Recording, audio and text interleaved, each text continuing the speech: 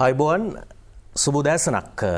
අපි ඔබට සුබ උදෑසනක් ප්‍රාර්ථනා කරන්නේ ලෝක ආර්ථික දේශපාලන බලතරංගය ඇතුලේ විවිධ රටවලට විවිධ ක්‍රියාදාමයන්ට මුහුණ දෙන්න සිදුවෙමින් තිබෙන පසුබිමක අපි අපේ තලයේ ඇතුලේ අපේ ගමන, අපේ ජීවිතය, අපේ අනාගතය පිළිබඳව අපි සැලසුම් හදද්දී ලෝකයේ රටවල් Tamanගේ ආධිපත්‍ය, ඒක දේශපාලන විය හැකි, ආර්ථික විය හැකි එවැනි කාරණා තවදුරටත් ව්‍යාප්ත කිරීමේ අරමුණු වල ක්‍රියාකාරකම් වල යෙදලා ඉන්නවා කියලා අපි ඇහෙනවා, අපි දකිනවා. ඒ පිළිබඳව විශ්ලේෂණය කරද්දී අපිට තවදුරටත් සනාථ වන කාරණා තියෙනවා.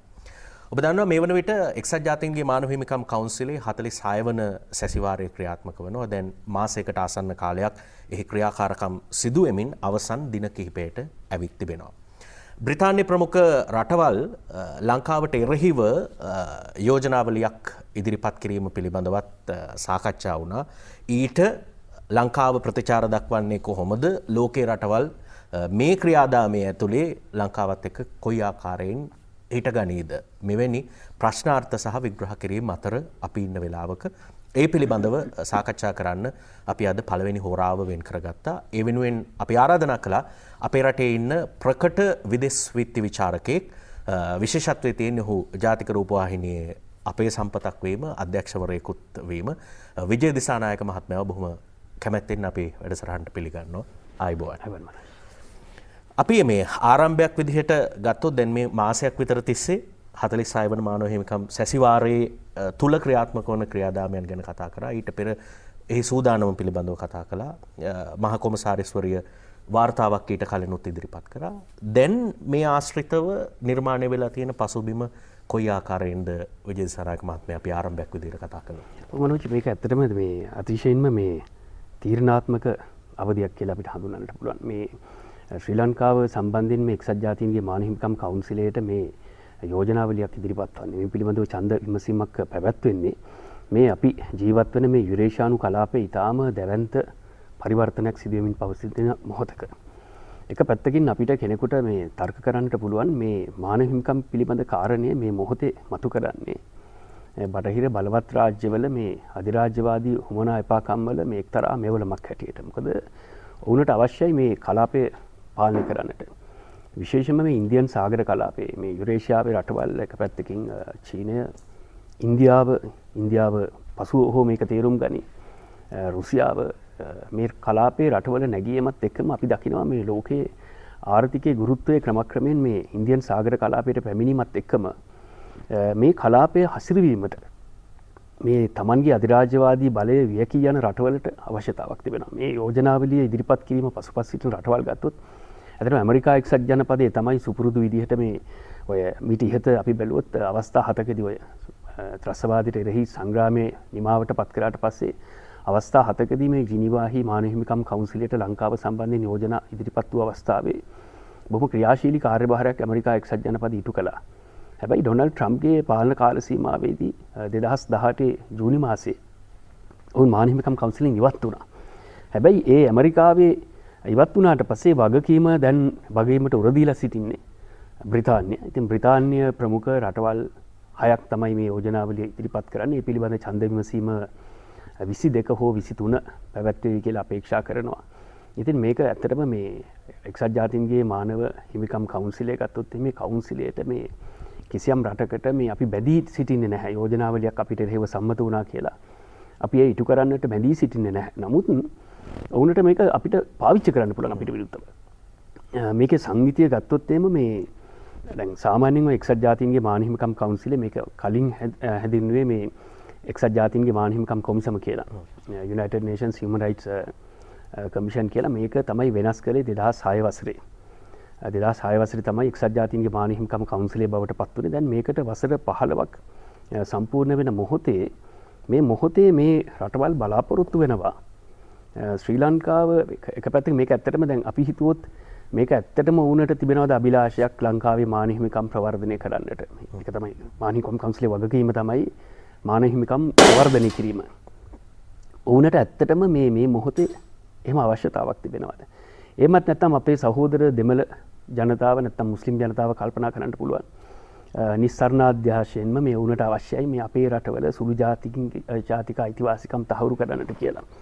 හැබැයි අනෙක් අතට දැන් අපි පැහැදිලිවම ගත්තොත් එහෙම මේකේ පසුපස තිබෙන අරමුණ බොහොම දුෂ්ට අරමුණක් පැහැදිලිවම. මොකද ඔවුනට අවශ්‍යයි අපිත් එක්ක තරහකට වඩා ඔවුනට අවශ්‍යයි අපේ ප්‍රතිපත්ති අර ඔවුනට අවශ්‍ය විදිහට හසුරවන්නට. මෙතෙන්දී ඔවුන් තෝරගන්නේ මනෝජ් මේ ඔවුන් තෝරගන්නේ බොහොම තමන්ගේ රට වෙනුවෙන් කැක්කුමක් තිබෙන ජනතාව ගැන හිතන බටහිර බලවත් රාජ්‍යයන්ට තමන්ගේ රටවල් සූරා කැමිට ඉඩ නොදෙන පාලන තන්ත්‍ර තමයි ඔවුන්ගේ ඉලක්ක බවට පත් වෙන්නේ. අර කොලබරේටර්ස්ලා කියලා තියෙනවා ඉංග්‍රීසියෙන් වචනයක් තියෙනවා. ඔවුන් එක සන්ධානගත වුණොත් එහෙම ඔය අපි දන්නවා මේ ඩුවෙලියර්ස්ලා ඔය මේ අපි බැලුවොත් එම ඇමරිකානු මහද්වීපය තුළ හයිටිවල වගේ ඩුවෙලියර්ස්ලා එමත් නැත්තම් ලෝකේ විවිධ කලාපවල මේ කලින් කාල බලයට පත්‍ය ඔවුන් සමග සන්ධානගත වෙච්ච පාලන තන්ත්‍රවලට ඔවුන් දඬුවම් කරන්නේ නැහැ.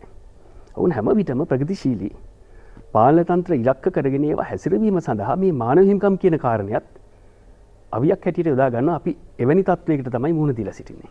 ඔව්. දැන් මේ යෝජනාවලියේ අන්තර්ගතය පිළිබඳව ගත්තොත් කුමන කාරණාද මෙහි ඉලක්කගත කරලා තියෙන්නේ? දැන් අපි බැලුවොත් යුද්ධ ඉවරුනේ 2009. දැන් අවුරුදු 12ක් විතර වෙනවා යුද්ධ ඉවර වෙලා. ඊට පස්සේ වර්තමානයේ මතුවන කාරණාත් ඒ අභ්‍යන්තරයට එක්කාසු කරලා තියෙනවා. මේ අන්තර්ගතය බැලුවොත් මොන වගේ කාරණා වලටද ඉලක්ක යොමු වෙලා තියෙන්නේ? මනෝජ් දැන් මේ යෝජනාවලිය ගත්තොත් එහෙම මේ යෝජනාවලිය අන්තර්ගතයේ කලින් කාල වෙනස් වෙනවා. දැන් 2009 වසරේ යුද්ධය වුණාට පස්සේ ඔවුන් අපිට චෝදනා කළා මේ ලක්ෂ සංඛ්‍යාත අහිංසක දෙමළ සාමාන්‍ය වැසියන් පිරිසක් අපේ ආරක්ෂක හමුදා අතින් ඝාතනයට ලක් වුණා කියලා. පස්සේ මේ සංඛ්‍යාව 40000කට බැස්සා. හැබැයි දැන් මේ වතාවේ ඉදිරිපත් වෙන රෙසලූෂන් එකේ මේ ඝාතනයට ලක් වුණාය කියන පුද්ගලයන්ගේ සංඛ්‍යාව ඉබේටම මේ වාර්තාවෙන් අතුරුදන් වෙලා ගිහිල්ලා. මොකද ඔවුන් උත්සාහ කළා අපේ ආරක්ෂක හමුදාවන්ට රජයට දේශපාලන නායකත්වයට චෝදනා කරන්නට දෙමළ සාමාන්‍ය වැසියන් මේ සංග්‍රාමයේ අවසාන අදියරේදී ඝාතනයට ලක් වුණා කියලා. හැබැයි මේක ඔවුන්ට විද්‍යාත්මක ඔප්පු කිරීමට හැකියාවක් ලැබුණේ නැහැ. ඔවුන් බොහෝ දුරට ඔවුන් Human Rights Watch එක, Amnesty International මේ බටහිර මේවට කියන්නේ ඉංග්‍රීසියෙන් අර මේ Warriors of Empire කියලා. අධිරාජ්‍යවාදී රටවල් වෙනුවෙන් පෙනී සිටින කුලී හේවායන්. මේ සංවිධානවල බැලුවොත් එහෙම ඔය Human Rights Watch එක, Amnesty මේ වෙලාවේ මේ අපි ගිහිලා Google කරලා බැලුවොත් එහෙම ලංකාව සම්බන්ධයෙන් විශාල බටහිර ජනමතයක් ගොඩනැගීමට මේ ආයතන කටයුතු කරන අපේ රටේ ඉන්නවා මේකට සම්බන්ධ අනුගත වෙච්ච කණ්ඩායම්. එතකොට මේ සංඛ්‍යා ඔවුන්ට ඔප්පු කිරීමේ හැකියාවක් ලැබුණේ නැහැ. يعني ඔවුන්ට අවශ්‍ය නම් ඒ තොරතුරු එංගලන්ත පාර්ලිමේන්තුවෙන් මාව නිස්බි සාමිවරයා ඒ පිළිබඳව ඉලක්කම් කිව්වා.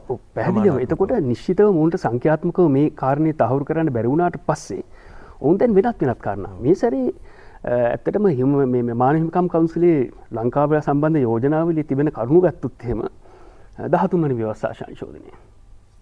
ඊළඟට ආරක්ෂක අංශයේ හිටපු විශ්‍රාමලත් නිලධාරීන් රාජ්‍ය සේවයේ යෙදවීම. හරි. මේ වගේ වෙනත් කරුණු කාරණා මේකට ඇතුළත් කරලා තිබෙනවා. මූලික වශයෙන් ගත්තොත් එහෙම මේක පදනම් වෙලා තිබෙන්නේ මිෂෙල් බැෂලේ එක්සත් ජාතීන්ගේ මානව හිමිකම් පිළිබඳ කොමසාරිස්වරිය. ඇත්තටම පදනම් විරහිත මේක අපේ විදේශ ඇමතිවරයා සැසිවාරයේ ආරම්භයේදීම දැඩිව අවධාරණය කළා මේ වාර්තාවේ අන්තර්ගතය ප්‍රතික්ෂේප කරනවා කියලා.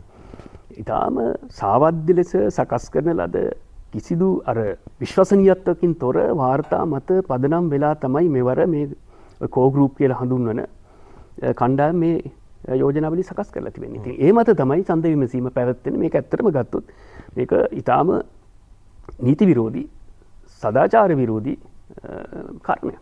ඔව්. දැන් මේ සඳහා මූලිකත්වය අරගෙන තියෙන රටවල් පිළිබඳව අපි බැලුවොත් ඔවුන්ගේ ස්ථාවරයන් මොන වගේ වෙන්න පුළුවන්? දැන් මලාවි, මොන්ටිනීග්‍රෝ එවැනි රටවල් බ්‍රිතාන්‍ය ප්‍රමුඛව රටවල් 6ක් එක්කාසු වෙලා තියෙනවා. මේ රටවල් 6 ගැනත් අපිට විශේෂයෙන් අවධානය යොමු කරන්න පුළුවන්. දැන් ඔය මානව හිමිකම් කවුන්සිලයේ මනෝජ් සකස් වෙලා තිබෙන මේක රටවල් 47ක් මේකේ සමාජිකත්වයේ හොබවනවා. එක්සත් ජාතීන්ගේ මහා මණ්ඩලය සමාජික රටවල් 193ක් තිබෙනවා. මේ මහා මණ්ඩලය විසින් තමයි මානව හිමිකම් කවුන්සිලය සඳහා සමාජිකයන් තෝරාපත් කරගන්නේ. එක සමාජිකයෙකුට වසර 3ක කාලයක් දෙවතාවකට වැඩිය පිට ඉන්නට බෑ. එතකොට ලෝකයේ විවිධ කලාප භූගෝලීය වශයෙන් නියෝජනය වන ආකාරයෙන් තමයි මේක සකස් වෙලා තිබෙන්නේ. යනුව ගත්තොත් අප්‍රිකානු කලාපයට සහ ආසියාවට මැද පෙරදිගත් මේකට ඇතුළත් සමාජිකත්වයේ අපි බැලුවොත් එම රටවල් 13 බැගින් තිබෙනවා. ඊළඟට අපි ගත්තොත් එහෙම මේ නැගෙනහිර යුරෝපයට රටවල් 6ක් තිබෙනවා. බටහිර යුරෝපයට සහ අනිකුත් ඒකට ඇතුළත් වෙන ඇමරිකාව, කැනඩාව, ඊශ්‍රායලයත් රටවල් 6ක් තිබෙනවා. ඊළඟට ලතින් ඇමරිකානු සහ කැරිබියන් කියන කලාපයට වෙන් කරලා තිබෙනවා මගේ මතක හැටියට රටවල් 8ක්. එතකොට මෙහෙම තමයි 47 සමන්විත වෙන්නේ. ඉතින් දැන් මම දැක්කා මේ ඇම්නස්ටි ඉන්ටර්නැෂනල් ආයතනයේ වෙබ් අඩවියේ තිබෙනවා. මේක මේ ලෝකයේ විවිධ භූගෝලීය කලාප නියෝජනය වන ආකාරයට ලංකාව සම්බන්ධයෙන් මේ ලෝක ජනමතයක් මේ යෝජනාවලිය ඉදිරිපත් කරන රටවල් තුලින් නියෝජනය කරනවා කියලා. අපි දන්නවා මේකට ඉදිරිපත් කරලා තිබෙන්නේ බ්‍රිතාන්‍ය මේ කලාපයේ යටත් විහිිත අධිරාජ්‍යවාදී බලවත් රාජ්‍ය හැටියට කටයුතු කරපු මේ කලාපයේ විශාල වශයෙන් විනාශකාරී ප්‍රතිපත්තියක් අනුගමනය කරපු රටක් ජර්මනිය. මේ රටවල් දෙක ඇත්තටම අධිරාජ්‍යවාදී ක්‍රියාකලාපයේ අතීතයට පමණක් සීමා වෙන්නේ නැහැ. මෑත කාලේ ගත්තොත් එහෙම ජර්මනිය සහ බ්‍රිතාන්‍ය යේමනයේ යුද්ධය 2015 වසරේ පටන් ගත්තේ. යේමනයට සෞදිය ප්‍රමුඛ රටවල් එල්ල කරන ගුවන් ප්‍රහාර වලට අවශ්‍ය අවි ආයුධ ලබා දෙන්නේ බ්‍රිතාන්‍යයි ජර්මනියයි. නේටෝව මෑත කාලේ සිදු කරපු යුද ව්‍යාපාරවලදී ජර්මනිය, බ්‍රිතාන්‍ය, කැනඩාව මේ රටවල් තුනම විවිධ රටවල විවිධ කලාපවල ඉරාකයේ, ඇෆ්ගනිස්තානයේ, යේමනයේ, සිරියාවේ මේ හැම රටකම සිද්ධ වෙච්ච සංග්‍රාම ව්‍යාපාරවලදී මේ රටවල් මූලිකත්වයෙන් කටයුතු කළා. උතුරු මැසඩෝනියාව කියලා කියන්නේ නේටෝවේ අලුත්ම සමාජිකයා. ලෝකේ බලගතුම යුද සන්ධානයේ 30 වන සමාජිකයා මේ උතුරු දිග මැසඩෝනියාව. ඊළඟට මොන්ටිනීග්‍රෝ කියලා කියන්නේ 2008 අවුරුද්දේ බටහිර බලවත් රාජ්‍යයන් විසින් කඩලා වෙන් කරපු රටක්. මලාවි රාජ්‍ය කියලා කියන්නේ මලාවි රාජ්‍ය ඇත්තටම තෝරාගත්තේ අප්‍රිකානු කලාපයේ මේ අර ගෝලීය දකුණේ නියෝජනයක් තියෙන්න ඕන කියන එක. මොකද මේකේ තියෙන ලස්සන කාරණේ තමයි මනෝජ් මේක හියුමන් රයිට්ස් කවුන්සිල් එකට ඉදිරිපත් කළාට පස්සේ මේගොල්ලන්ට මේක විකෘති කරන්න පුළුවන්, මැනිපියුලේට් කරන්න පුළුවන්. හැබැයි මේක ඉදිරිපත් වුණොත් එක්සත් ජාතීන්ගේ මහා මණ්ඩලයට මෑත කාලයේ තුල ඇමරිකා එක්සත් ජනපදයේ මූලිකත්වයෙන් මහා මණ්ඩලයට ඉදිරිපත් කරපු හැම යෝජනාවලියකටම ඡන්ද 1යි 2යි නැත්නම් 3යි ලැබුණේ. යුනෙස්කෝවට ඉදිරිපත් කරන යෝජනාවලදී ඡන්ද ලැබුණේ 1යි 2යි 3යි. ඊශ්‍රායලය සම්බන්ධයෙන්, පලස්තීන සම්බන්ධයෙන්. මේගොල්ලෝ දන්නවා මහා මණ්ඩලයේ තුලවත් ආරක්ෂක මණ්ඩලය ඇතුළේවත් ආරක්ෂක මණ්ඩලයේ නිත්‍ය සමාජික රටවල් පහෙන් දෙකකට නිෂේධ බලය මේ අපිට හිතවත් රටවල් දෙකකට නිෂේධ බලය තියෙනවා. රුසියාවට, චීනයට. මේගොල්ලෝ දන්නවා වෙනත් ෆෝරම්ස් වල මොහොතක් දෙන්න අපි වෙලා බලලා ආයමත් සාකච්ඡාවට එමු.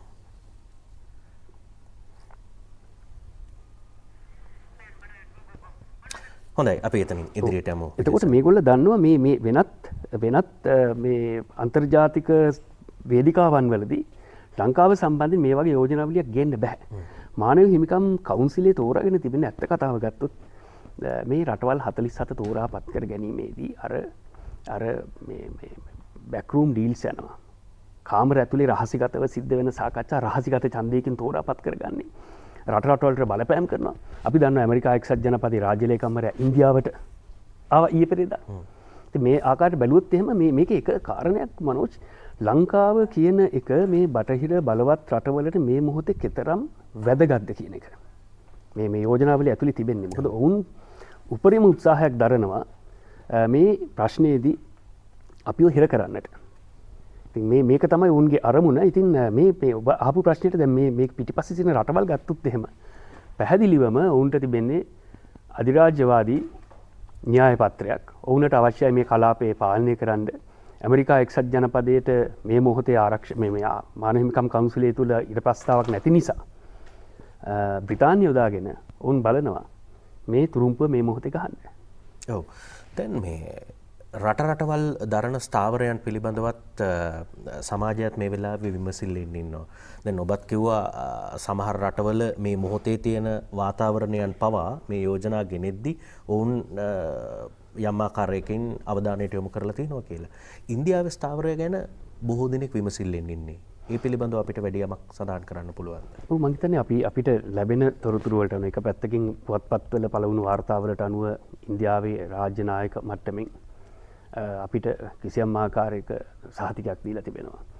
විදේශ ලේකම්වරයා ප්‍රකාශ කරලා තිබුණා ඉන්දියාවේ ස්ථාවරය සම්බන්ධයෙන්. ඉතින් ඉන්දියාව ශ්‍රී ලංකාවට අසාධාරණයක් වන විදිහේ ආකාරයකට තමන්ගේ තීන්දුව ප්‍රකාශ කරන එකක් නැහැ කියන එක තමයි රජයේ ස්ථාවරය. ඒ වගේම මේ දැන් ජිනීවා මානව හිමිකම් කවුන්සිලයට මීට ඉහත අවස්ථා 7කදී මේ ලංකාව සම්බන්ධයෙන් යෝජනා ඉදිරිපත් වුණාට පස්සේ ඉන්දියාව විවිධ ආකාරයෙන් කටයුතු කරලා තිබෙනවා. මොකද බොහෝ විට ඉන්දියාවේ අභ්‍යන්තර දේශපාලන තත්ත්වයක් එක්ක මේක බද්ධ වෙලා තිබෙනවා. අපි දන්නවා ඉන්දියාවේ ಭಾರತೀಯ ජනතා පක්ෂයට දකුණේ බලයක් නැහැ. ඔවුන් පාවිච්චි කරනවා මේ ඔවුන් විවිධ ආකාරයට ඉන්දියාව මේ අපිට විරුද්ධව ඡන්දය දෙන තැනකට ගේන්න ඉන්දියාවේ අභ්‍යන්තර සාධක පාවිච්චි කරනවා. හැබැයි යම් විදියකින් ඉන්දියාව මේකට විරුද්ධව ඡන්දය දුන්නොත් මම හිතන්නේ මේක ඉන්දියාව කරන ඓතිහාසික වරදක් බවට පත් වෙනවා. හැබැයි අපි දන්න තරමේ මාධ්‍යකරුවෙක් හැටියට අපිට ඔය කොවිඩ් එක එන්නේ ඉස්සෙල්ලා ඉන්දියාවේ මධ්‍යම රජයේ ආරාධනාවකට අපි ගියා. ඉන්දියාවේ මාධ්‍යකරුවන් පිරිසක් අපිට හම්බුණා ඉන්දියාවේ විදේශ ලේකම්වරයා, ඉන්දියන් ඕෂන් රිම් එකේ ලේකම්වරයා, ඉන්දියාවේ කැබිනට් ප්‍රකාශකවරයා වුණ අපිට රාත්‍රී භෝජන සංග්‍රහයකුත් දුන්නා. ඒ වෙනකොට මේ අපි මෙහෙන් පිටත් වෙනකොට මේ අර ලංකාවේ දින 56 ආණ්ඩුව බලයට ඇවිල්ලා හිටියේ. හැබැයි ඔවුන් එක කරපු සාකච්ඡාවලදී අපි තේරුම් ගත්ත කාරණයක් තමයි ඔවුන් කනස්සල්ලෙන් හිටියේ ලංකාව අස්ථාවර වීම ගැන. ඒ කියන්නේ ඒ 2015 සිට ආපු ඒ අස්ථාවරත්වය පිළිබඳ ඔවුන් කිසියම් ආකාරයකට කනස්සල්ලට පත් වෙලා හිටියේ. ඒ නිසා ඔවුන් තුළ බලාපොරොත්තුවක් තිබුණා ආපහු වතාවක් මේ වර්තමාන රජය ආපසු බලයට පැමිණීම සම්බන්ධයෙන් ඔවුන්ගේ කිසියම් බලාපොරොත්තුවක් තිබුණා. මොකද අපි විශේෂම ගත්තොත් එම මේ ඉන්දියාවට ලංකාව මේක ඉතාම වැදගත් අපි මතකයේ තබා ගත යුතු කාරණයක්. ඉන්දියාව කලාපීය රටවල් සම්බන්ධයෙන් අනුගමනය කරන ප්‍රතිපත්තියේ විවිධ ගැටලු තියෙන්නට පුළුවන්. හැබැයි ඉන්දියාව ආසන්නයේ පිහිටා තිබීම නිසා අපි සුරක්ෂිතයි. ඒක අපි අමතක නොකළ යුතුයි. මොකද ඉන්දියාවෙන් ඈත් වෙලා තිබීමත් සුරක්ෂිතයි. හැබැයි ඉන්දියාවෙන් ගොඩක් ඈත් වෙලා නොතිබීමත් සුරක්ෂිතයි. මොකද ලංකාව වෙනත් පැත්තක තිබ්බනම් ඔවුනට අවශ්‍යයි යේමනයට වගේ, සිරියාවට වගේ උඩින් ඇවිල්ලා ඔවුනට අවශ්‍යයි අපේ රටේ පිහිටීම අනුව ගත්තට පස්සේ ඔවුනට ඇත්තටම අවශ්‍යයි මෙතන ස්ථානගත වෙන්නට. ඉතින් නමුත් මෙතෙන්දී අපි ඉන්දියාව කළමනාකරණය කර ගැනීම තමයි අපේ විදේශ ප්‍රතිපත්තියේ මුඛ්‍යතම කාරණයක් බවට පත් වී තියෙන්නේ. නමුත් අපි දන්නවා චීනයත් යුරේෂියානු කලාපයේ මේ නැගීමත් එක්ක මේ අර්බුද මනෝජ් තව තියෙන්නේ. තව අවුරුදු 2-3 අපි අල්ලගෙන ඉන්න ඕනේ. තව අවුරුදු 3ක් 2023-24 වෙනකොට මේ කලාපයේ තත්ත්වය වෙනස්. බටහිරම සංඛ්‍යාලේඛන වලට අනුව 2024-25 වෙනකොට චීනයේ ලෝකයේ ආර්ථික බලවතා. ඉන්දියාවයි චීනය අතර මොන ගැටුම් තිබුණත් මේ රටවල් දෙක අපි නොදකින ආකාරයට යටින් එකට එකතු වෙමින් තිබෙනවා. පාකිස්තානයේ ඉන්දියාව අතර ප්‍රශ්න ක්‍රමක්‍රමයෙන් निराකරණය වෙමින් පවතිනවා. මේවා බටහිර මාධ්‍ය BBC, CNN, අල් ජසීරා අපිට වාර්තා කරන්නේ නැහැ. හැබැයි තව අවුරුදු 2-3ක් අපි අල්ලගෙන යන්න ඕනේ. මොකද මේකේ විසඳුමක් මේ ටනල් එකේ එළිය අපිට ආලෝකයක් පේනවා. ඔබ කියන්නේ ක්‍රමයෙන් ලෝකයේ ආර්ථික කේන්ද්‍රය ආසියාවට ලංවීමත් එක්ක කලාපයේ සහයෝගීතාව ඇතිවීමත් එක්ක බාහිර කරාපවල බැඳීම් වලින් අපි යම් ආකාරයකින් නිදහස් වෙන්න පුළුවන්. පැහැදිලිවම ඒ තත්ත්වය තිබෙනවා දැන්. ඔව්. අපි මේ පසුපස තිබෙන මේ පසුබිමේ තිබෙන දැන් ලංකාව මේ තරම් ඉලක්කගත කිරීමේ විශේෂ අරමුණු මොනවද කියලාත් අපි මිනිත්තු කිහිපයකින් සාකච්ඡාවට බඳුන් කරමුද? දැන් අපි මම ඊටාම කෙටියෙන් දැන් පහුගිය 19 වෙනිදාට ලිබියාවට එරෙහිව බටහිර රටවල් දියත් කළ සංග්‍රාම ව්‍යාපාරයට අවුරුදු 10ක් සම්පූර්ණ වුණා. ලිබියාවට උන් මැදිහත් වීම කළේ මේ ආරක්ෂා කිරීමට ඇති වගකීම කියලා. මේ responsibility to protect කියන වගන්තිය දාලා තමයි මැදිහත් වුණේ. අද මොකද ලිබියාවට වෙලා තියෙන්නේ?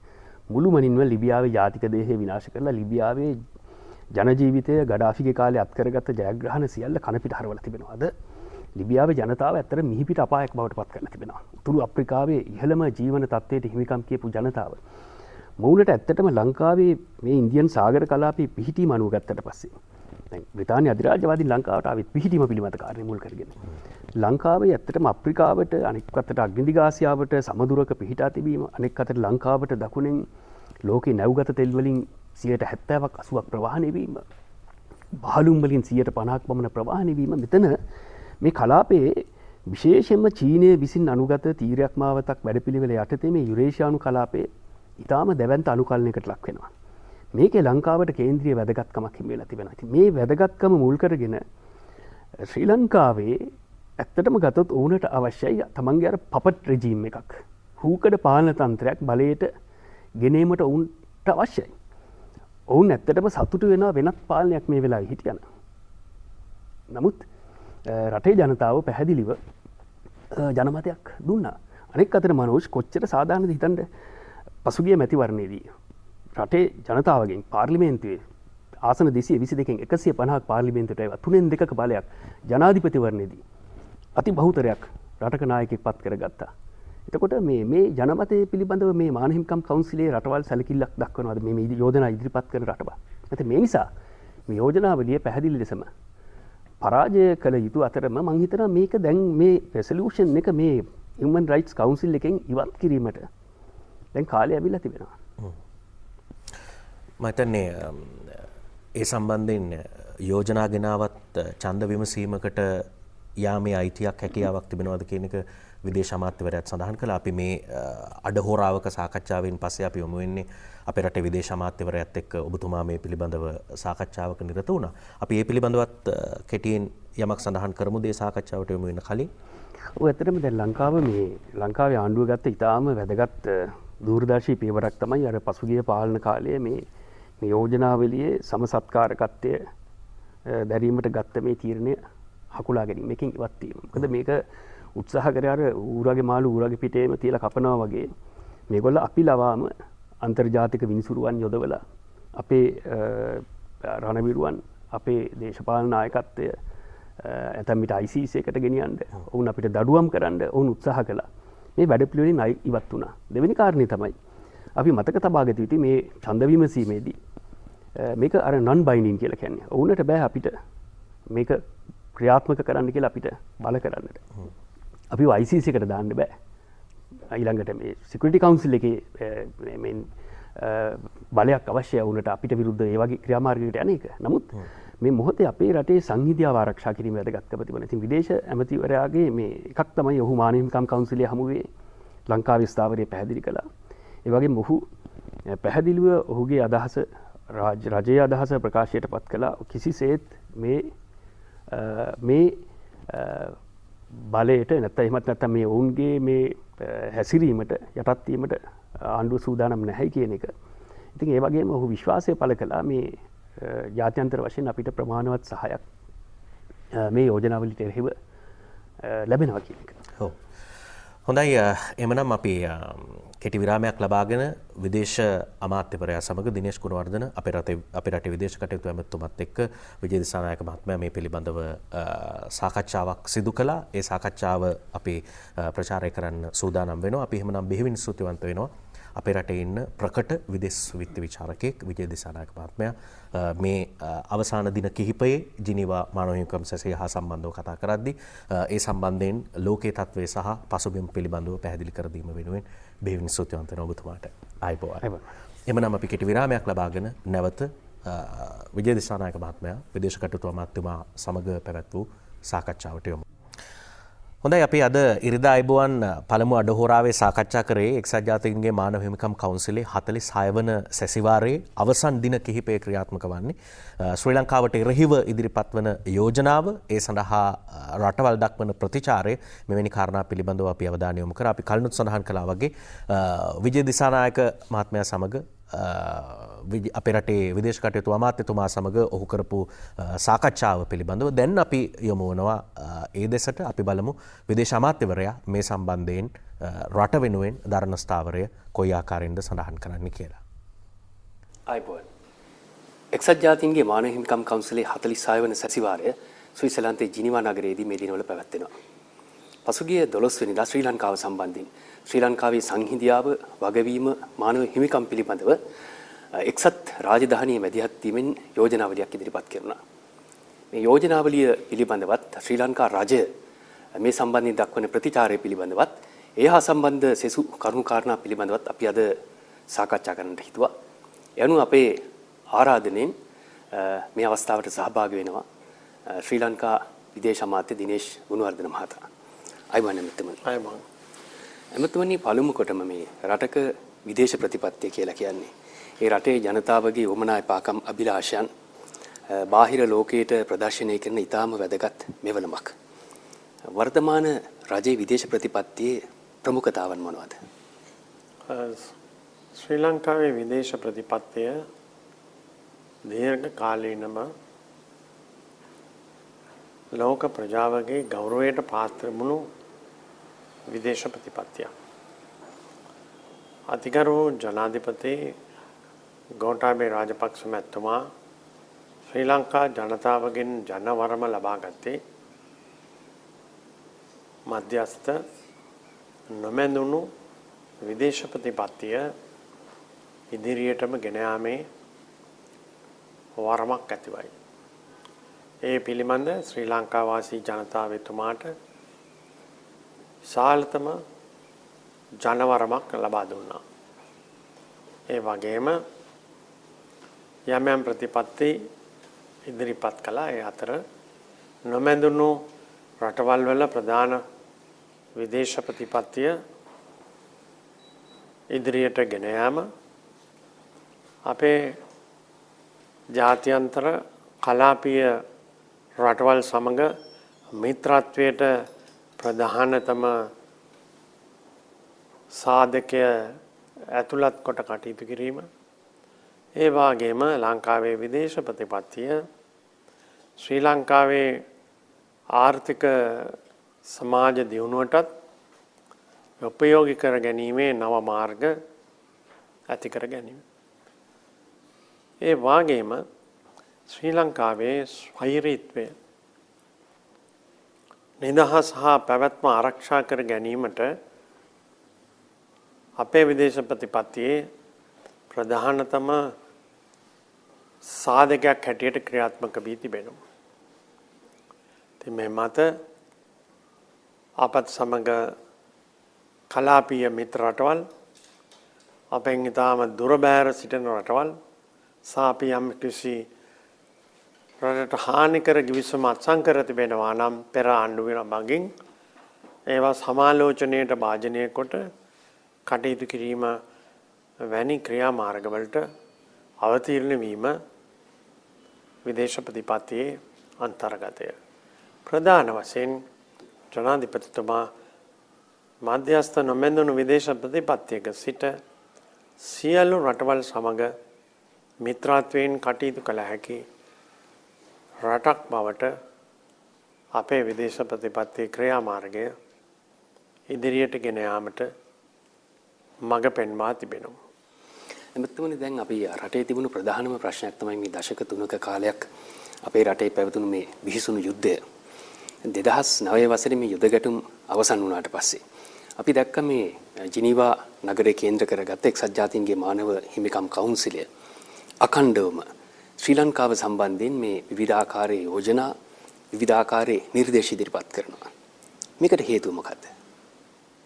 ශ්‍රී ලංකාව මුහුණ දුන්නු භයානකම ත්‍රස්තවාදය ලෝකයේ පිළිගත්තා. විශේෂයෙන් 9/11 කියන එක්සත් ජාතීන්ගේ මහා මණ්ඩල යෝජනාවට පැමිණීමට මතෙන් නිව්යෝක් නුවර ප්‍රධානතම ගොඩනැගිලි පොළවට සමතලා කර අත්‍රස්තවාදීන්. ඒ වෙලාවේ එක්සත් ජාතීන්ගේ මහා මණ්ඩලයේ වෙත පැමිණි එක්සත් ජනපද ඇමරිකාවත් ප්‍රධාන බටහිර රටවල් ලෝකයෙන් ඉල්ලා සිටියා ත්‍රස්තවාදය පරාජයට පත් කළ යුතුයි. ඒ යෝජනාව ක්‍රියාත්මක කිරීමට අවශ්‍ය පූර්ණ සහයෝගය ලබා දීම සඳහා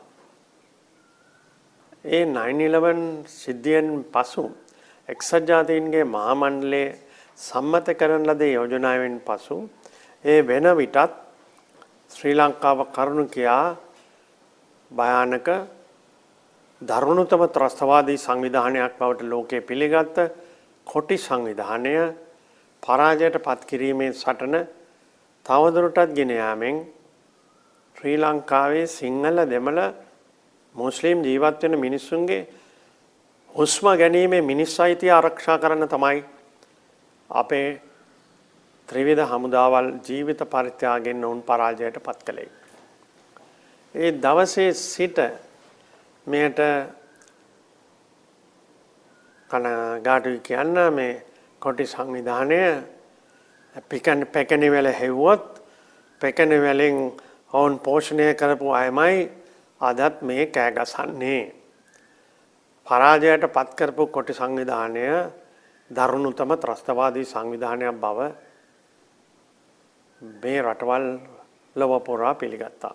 තානම් කරා. දෙවැන්න ඔවුන් පරාජය කිරීමේ ලෝක ත්‍රස්තවාදී පරාජය කිරීමේ සටනට ඒ සියල්ල අපත් ඇතුළු රටවල් එක්සත් ජාතීන්ගේ මහා මණ්ඩලයේදී සම්මත කළා. ඒ ජයගත් පළවෙනි රට ශ්‍රී ලංකාවයි. තුන්වැන්න කොටි සංවිධානයේ බලාපොරොත්තු වුණේ ඔවුන්ගේ ත්‍රස්තවාදී ජයග්‍රහණය සමග මේ රටේ ඒකීය රාජ්‍ය අහෝසි කොට භයානක ඊළාම් රාජ්‍යයක් ගොඩනගන්නටයි. එයත් පරාජයට පත් වුණා. ඉතින් මේවා වෙනුවෙන් ප්‍රධානතම යෝජනා ඔක්කොම සමග නොසිටියත් කොටසින් කොටසට හරි සහයෝගය දක්වපු අය ඒ ගැන ශ්‍රී ලංකාව සමග තිබෙන්නේ අසතුටක්.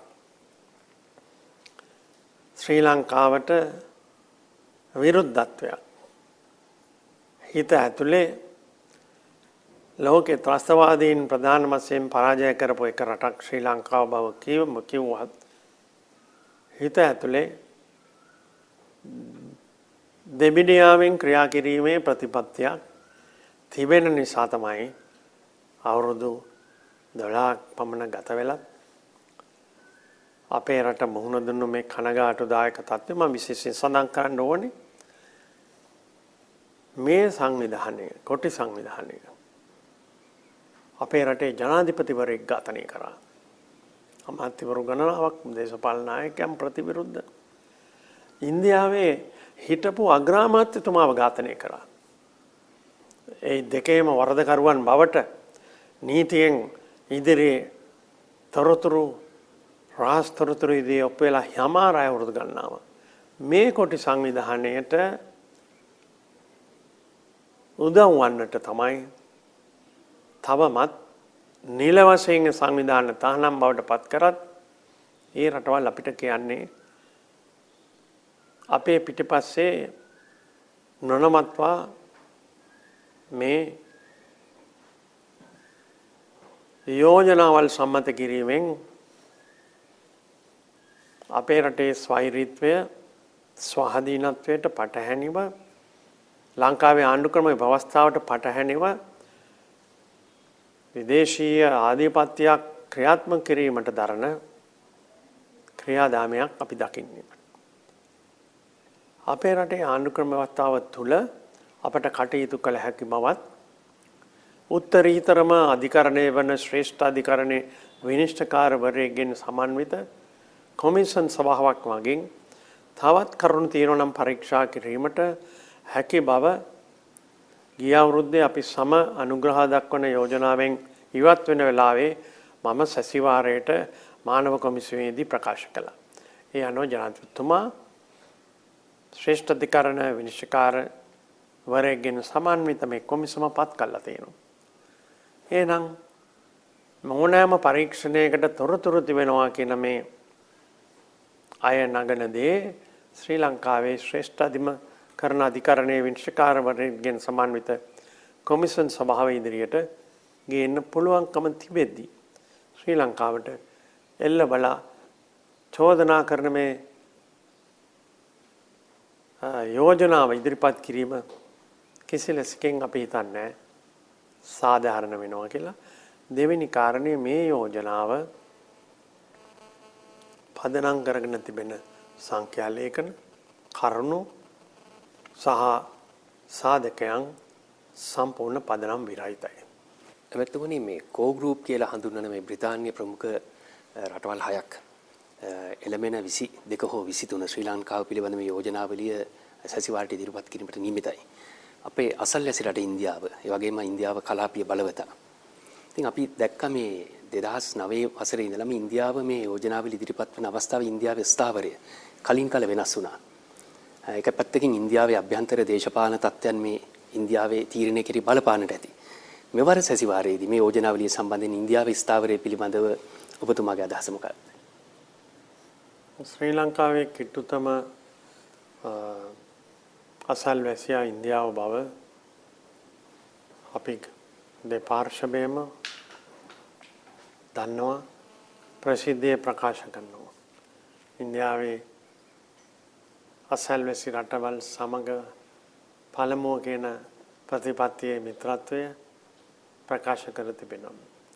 අපි ශ්‍රී ලංකාව හැටියට බලාපොරොත්තු වෙනවා ඉන්දියාව ශ්‍රී ලංකාවට සහයෝගය දක්වන ක්‍රියාමාර්ගයක මානව කොමිසමේ ක්‍රියා කරයි කියලා.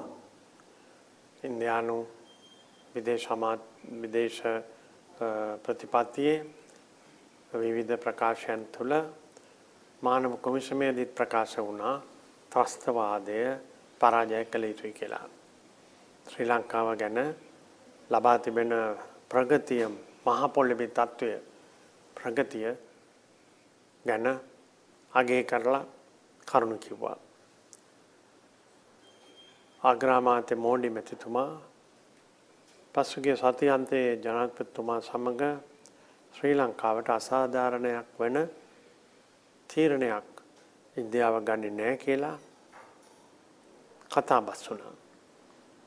අපි බලාපොරොත්තු වෙනවා ඉන්දියාව මේ අසාධාරණ යෝජනාවට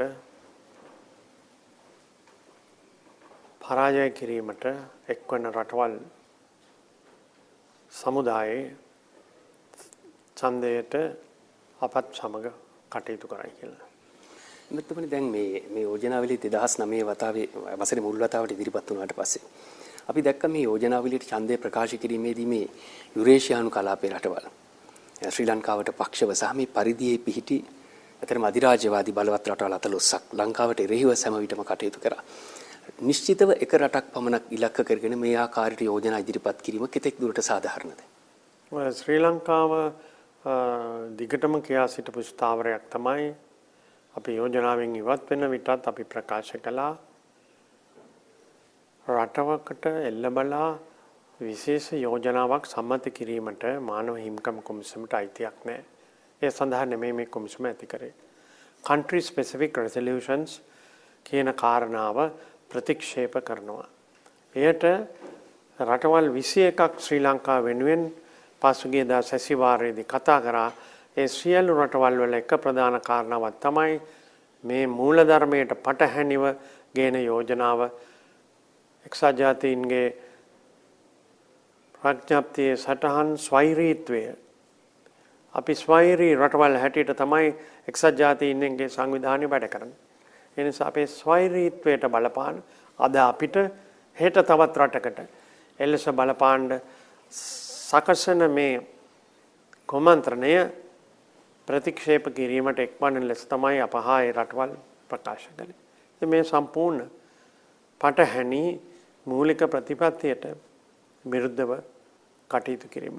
ඔබ සඳහන් කළ පරිදි ආධිපත්‍යවාදයේ ලෝකේ හමාර වෙලා නැහැ. එය විවිධාකාර මාර්ගවලින් ඉස්මතු වෙන ආර්ථික ආධිපත්‍යවාදය. එසේ නැත්නම් යුද්ධමය ආධිපත්‍යවාදය. ඉතින් ශ්‍රී ලංකාව නමෙන්දුණු මධ්‍යස්ථ ප්‍රතිපත්තියක ලෝකෙ පුරා ගෞරවය දිනාගත් රටක් හැටියට අපි ප්‍රකාශිත දෙයක් අසත්‍යයක් අපි ප්‍රකාශ කරලා නැහැ ජීනීවා සමුළුවේදී. පේදුරු තුඩුවේ ඉඳලා දෙවුන්දර තුඩුවට සිංහල, දෙමළ, මුස්ලිම් හෝ විදේශිකයෙක්ට අද ගමන් කරන්න පුළුවන් තත්ත්වයේ ඇති කර තිබෙන වෙලාවකදී මෙවැනි අසත්‍ය අසාධාරණ චෝදනාවල් ඉදිරිපත් කිරීම එල්ල බලා රටකට ගේන යෝජනාවක් ඉඩක් නැති ප්‍රඥාප්තියේ මූලධර්ම වලට සම්පූර්ණයෙන් පටහැනි. එමෙතුමනි දැන් අපි මේ යෝජනාවලිය මීට ඉහත ඉදිරිපත් යෝජනාවලිය ඊළඟට මහ කොමසාරිස් වරියගේ වාර්තා දිහා බැලුවට පස්සේ මේ පැහැදිලිවම දකින්නට පුළුවන් කාරණයක් තමයි මේ ශ්‍රී ලංකාවේ අභ්‍යන්තර කටයුතු වලට අතපෙවීමේ උමනායපාකම් මේක පිටිපස්ස තිබෙනවා කියන කාරණේ. දැන් අපි දැක්කත් මේ නවතම මානව හිමිකම් කොමසාරිස් වරියගේ වාර්තාවේ සඳහන් වෙනවා 13 වන ව්‍යවස්ථා සංශෝධන ක්‍රියාත්මක කළ යුතුයි කියලා. අධිකරණයේ පිළිබඳව කාරණා. අනෙක් අතට විශ්‍රාමික හමුදා නිලධාරීන් රාජ්‍ය සේවයට යොදවීම සම්බන්ධයෙන් හමුදා කඳවුරු ඉවත් කිරීම සම්බන්ධයෙන් ඇත්තටම මානව හිමිකම් කවුන්සිලයට අර මැන්ඩේට් එකක් මේ සඳහා බලයක් තිබෙනවද මේ ආකාරයට කටයුතු කරන්නට? මහා කොමසාරිස් තුමියගේ වාර්තාවේ සඳහන් නොවන දෙයක් නැහැ. තව පිටු ටිකක් ඉඩ තිබුණා නම් තවත් සඳහන් කරනවා රටේ අභ්‍යන්තරයේ කෑම වේල ආදී ගන්නවා වුණත් ඒ තත්වයටපත් වුණා කනගාටු කියන එක අපි ප්‍රකාශ කරා. ශ්‍රී ලංකාව නොබේව ප්‍රකාශ කරා රටක අභ්‍යන්තර තත්වයන් ගැන පරිපාලනයේ ආණ්ඩුක්‍රමයන් ගැන සඳහන් කරන්නට කාලය වෙන් කර තිබීමෙන් පෙන්눔 කරන්නේ තුමියට ඊට වඩා බරපතල කාරණාවක් මතු කරන්න දැන් නැහැ. මානව අයිතිවාසිකම් උල්ලංඝනය කිරීම ගැන පෙර කොටි පරාජයට පත් කරපු කාරණාවල් පමණයි ඒ පෙර කාලේ ඉඳන් එන එක පමණයි තියෙන්නේ. එතෙන් පටන් ඉදිරිපත් කළා තියෙන්නේ අතිගරු ජනාධිපතිතුමා නොවැම්බර් මාසයේ ලැබූ මහා ජයග්‍රහණය, ඉන්පසු අගෝස්තු මාසයේ මේ ආණ්ඩුව පීඨවල ලැබපු 3-2ක ජයග්‍රහණය අඩපණ කිරීමට ඔවුන් රටේ අභ්‍යන්තරය ගැන මේ කෙටි කාල පරිච්ඡේදය තුළ ඔවුන් දකින වපර ඇසින් ලංකාවට හෙලා දැකීම තමයි කළා තියෙන්නේ. කිසිම වරමක් නැති අභ්‍යන්තර කරුණු ගැන ප්‍රකාශ කිරීමක් කියලා අප සහ අපේ මිත්‍ර රටවල් රාශියක් ජිනීවා නුවරදී ප්‍රකාශ කර තිබෙනවා. ආරම්භයේදී අපි දැක්කා එමෙතුමනි මේ ශ්‍රී ලංකාවේ මේ යුද්ධයේ මේ අවසාන අදියරේ මානුෂවාදී මෙහෙම අවසාන අදියරේදී ලක්ෂ 3ක පමණ පුරවැසියන් පිරිසක් මැරුණායි කියලා. මේක 40000ක් කියලා තිබුණා. දැන් අපි දකිනවා එන්න මේ සංඛ්‍යා පිළිබඳව වුන් දැන් මේ සංඛ්‍යා වලින් බැහැරව ගොස් තිබෙනවා. දැන් වුන් වෙනත් අරමුණු කරා ගමන් කරනවා. ඒ අනුව මේක ඇත්තටම එක්සත් ජාතීන්ගේ සංවිධානයට සම්බන්ධ ආයතනයක් වුවත් මේ ආයතනයේ විශ්වසනීයත්වය පිළිබඳව ප්‍රශ්නයක් මතුවෙනවා නේද? ඇත්ත වශයෙන් මානව හිමිකම් කොමිසමේ විශ්වාසීනත්වය සැකයට භාජනය වෙන බව ශ්‍රී ලංකාව පමණක් නෙවෙයි රටවල් රාශියක් මේ වෙනකොට ප්‍රකාශයට පත් කරලා තියෙනවා.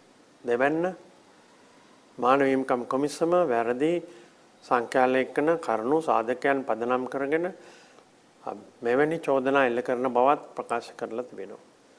එංගලන්තයේ පාර්ලිමේන්තුවේ ජ්‍යෙෂ්ඨතම මන්ත්‍රීවරයෙකු ලෝඩ් නෙස්බි එංගලන්තයේම රහස් තොරතුරු ප්‍රවෘත්ති නිදහස් කරනවා. අවුරුදු කිහිපයකට පසු ඒ රහස් ලියකිවිලි ගෙනල්ලා බ්‍රිතාන්‍ය සාම මණ්ඩලයේ ප්‍රකාශ කළා මේ කරුණු මත මේ එංගලන්තයේ පෙන්වන බ්‍රිතාන්‍ය පෙන්වන කරුණු සංඛ්‍යා ලේඛන වැරදි. ඔවුන්ගේම නියෝජිතයන් ශ්‍රී ලංකාවේ සිට ලන්ඩන් නුවරට යවපු සංඛ්‍යා ලේඛන අනුව මෙවැනි දෙයක් ශ්‍රී ලංකාවේ සිද්ධ වෙලා නැහැ. කරුණාකර බ්‍රිතාන්‍ය මේ වැරද්දෙන් ඉවත් වෙන්න කියලා ඔහු ඉල්ලීමක් කරා. අපි අමතක කරන්න එපා බ්‍රිතාන්‍ය ගේනවා මානව හිමිකම් ගැන කතා කරන බ්‍රිතාන්‍ය දෙබිඩි ප්‍රතිපත්තියක සිට තමන්ගේ හමුදාව විදේශ රටක ගිහිල්ලා අපරාධයක් කරොත් හෝ සාපරාධී ක්‍රියාවකට වැරදි කරවන්න වුණොත් ඒ නිදොස් කරනවා කියලා පනතක් පාර්ලිමේන්තුවට ගේනවා. මේ දෙබිඩි ප්‍රතිපත්තිය ශ්‍රී ලංකාවේ පනතක් තාම පාර්ලිමේන්තුවට ගෙනා නැහැ.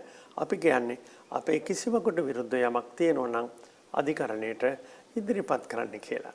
එයයි යුක්තිය සාධාරණය පසුදැලීමට පුළුවන් කියලා. ඉතින් එහෙම දෙබිඩි ප්‍රතිපත්තියක් අනුගමනය කරමින් බ්‍රිතාන්‍ය තමයි කැනඩාව සමග සහ ජර්මනිය සමග ඉදිරිපත් කරන මේ යෝජනාව ප්‍රතික්ෂේප කිරීමේ ක්‍රියාදාමයට අපි අපේ රට වෙනුවෙනුත් අප රට හා සමානව වෙන රටවල් අනාගතයේ ඇතිවිය හැකි කනගාටුදායක තත්වයෙන් ආරක්ෂා කිරීම සඳහා නොමැදුණු රටවල් වල පෞරාම්භක රටක් ලෙස තම කාර්යභාරය ජිනීවා නුවර ඉටු කරමින් සිටිනවා. සාමාන්‍ය යෝජනාවලියක් ඉදිරිපත් වෙනකොට අපි ඒකට ප්‍රතිචාර දක්වනවා. මේ ක්‍රියාවලියක් මේ ක්‍රියාවලිය නතර කිරීමට කිසියම් ආකාරයේ වැඩ පිළිවෙලක් කෙරෙහි රජයේ අවධානය යොමු වෙලා තිබෙනවද?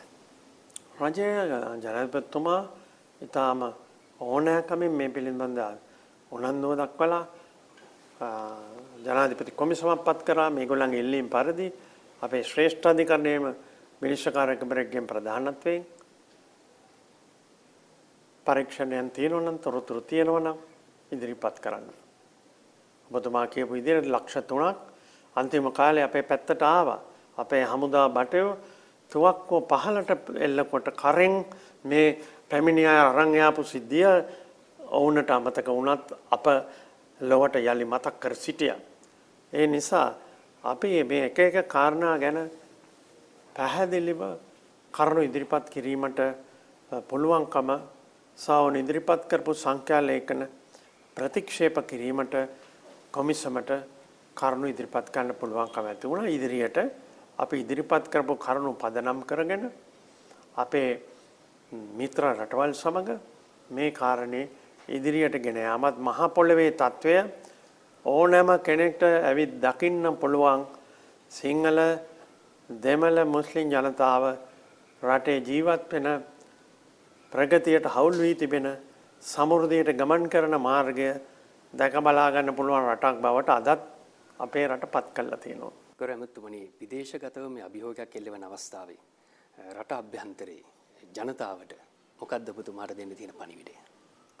ශ්‍රී ලංකාවේ ස්වෛරී භාවය, නිදහස සහ ඒකී රාජ්‍ය බැඳීම් දිවිපුරු රණවිරුවන්ට අභූත චෝදනා නගන මේ යෝජනාවලිය අද ඉදිරිපත් කර තිබෙන අවස්ථාවකදී ශ්‍රී ලංකා වාසී ජනතාව අත්වැල් බැඳගෙන අප රටේ ආරක්ෂාව කෙරෙහි විශ්වාසය තබන ජනාධිපතිතුමා ඇතුළු රජය අරන් තිබෙන ජීනීවා හමුවේදී අභියෝගයට මුහුණ දෙන ක්‍රියාවලිය ඔවුන්ගේ ආධිපත්‍ය ප්‍රතික්ෂේප කරන යුක්තිය සාධාරණය සඳහා අනිත් රටවල් සමග ගමන් කරන වෙලාවේ අත්වැල් බැඳ ගන්න ලෙස ශ්‍රී ලංකා වාසී ජනතාව අපේ රට තුළ සිටින සහ ලොව පුරා විසිරී සිටින සියලු දෙනාගෙනුත් එම කරන්නට අවසර. විදේශ පෙරමුණ තවදුරටත් ශක්තිමත් කරන්න ඔබතුමාට ශක්තිය ධෛර්යය ලැබේවා කියලා ප්‍රාර්ථනා කරනවා. අපි බෙහෙන්ම ස්තුතිවන්ත වෙනවා ගරු ඇමතුමාට ඔබගේ වටිනා කාලය අපි වෙනුවෙන් වෙන් කළාට. බොහොම ස්තුතියි. හොඳයි, ජිනීවාහි 46 වන එක්සත් ජාතීන්ගේ මානව හිමිකම් කවුන්සිල සැසිවාරය පැවැත්වෙන අතරතුර ශ්‍රී ලංකාවට එරෙහි යෝජනාවලියක් ඉදිරිපත් වන බව දැනෙන කාලයක ඒ පිළිබඳව රට ඉන්නා ස්ථාවරය කෙබඳුද කියන කාරණේ විදේශ අමාත්‍යවරයා සඳහන් කළේ. අපේ විජේ දිසානායක සමග ඒ විශේෂ සාකච්ඡාව පැවැත්වුණේ. අපි එමනම් කෙටි විරාමයක් ලබාගෙන නැවතත් ඉරිදා ඉබුවන් තුලින් තවත් විශේෂ කාරණයක් පිළිබඳව සාකච්ඡා කරන්න බලාපොරොත්තු වෙනවා. හෙට මාර්තු මාසයේ 22 වෙනිදා ලෝක ජල දිනය.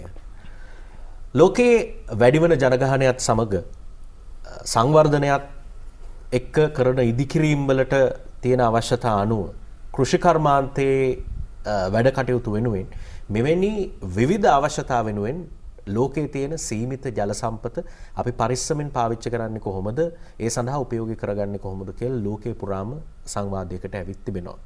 හැම මොහොතකම ජල බිඳුවක් හෝ පරිස්සම් කරගැනීමේ, ඉතුරු කරගැනීමේ වැදගත්කම කොතරම්ද කියන සංවාදය දැන් ඉස්සරට වඩා වැඩිපුර සමාජය තුළ මතුවලා තියෙනවා.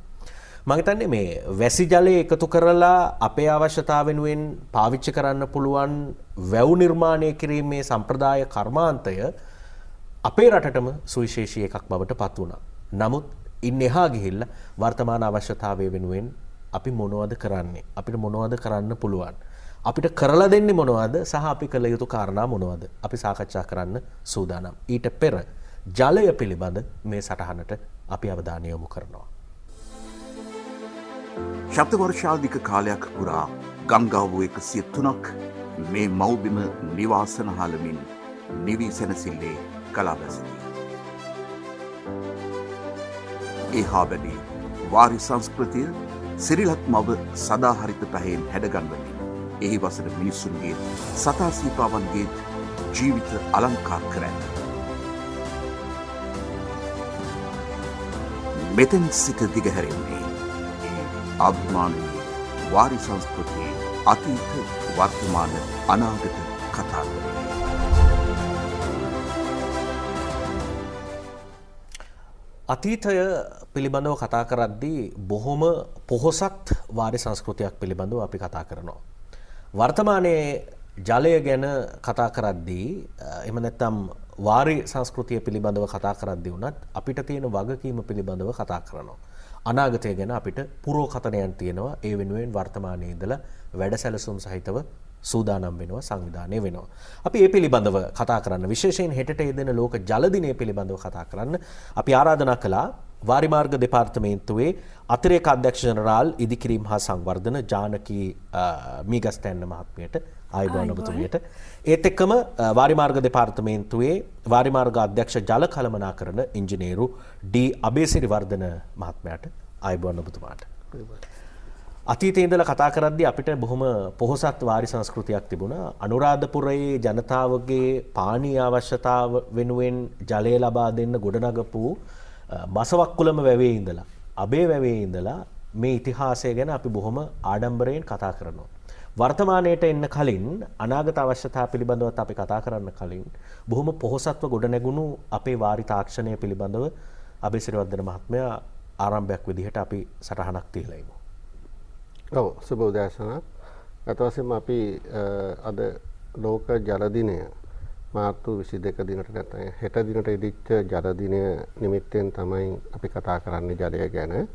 1993 වසරේ එක්සත් ජාතීන්ගේ සංවිධානය විසින් ප්‍රකාශයට පත් කරපු ලෝක ජල දිනය මේ දක්වා සෑම වසරකම මාර්තු 22 දින යෙදෙනවා. මේ වෙනුවෙන් හෙට දින ප්‍රධාන කාර්යාලයේ වාරිමාර්ග දෙපාර්තමේන්තුවේ විශේෂ උත්සවයක් පැවැත්වෙනවා පවතින සෞඛ්‍ය නිර්දේශය යටතේ. ඊට අමතරව Zoom තාක්ෂණය ඔස්සේ අන්තර්ජාලය ඔස්සේ ඒ වැඩසටහන සියලුම ප්‍රාදේශීය කාර්යාලය, දිස්ත්‍රික් කාර්යාලය හා සම්බන්ධ වෙලා තියෙනවා. මේ සඳහා ජල ශ්‍රේෂ්ඨයේ සියලුම ආයතන ජල සම්පත් මණ්ඩලය, ජාතික ජල සම්පදන හා ජල ප්‍රවාහන මණ්ඩලය, ශ්‍රී ලංකා මහවැලි අධිකාරිය, ගොවිජන සංවර්ධන දෙපාර්තමේන්තුව, වාරිමාර්ග දෙපාර්තමේන්තුව යන සියලු ආයතන මේ වැඩසටහනට සම්බන්ධ වෙලා ප්‍රධාන උත්සවය වාරිමාර්ග දෙපාර්තමේන්තුවේ හෙට දිනේ උදේ 9ට ආරම්භ වෙනවා.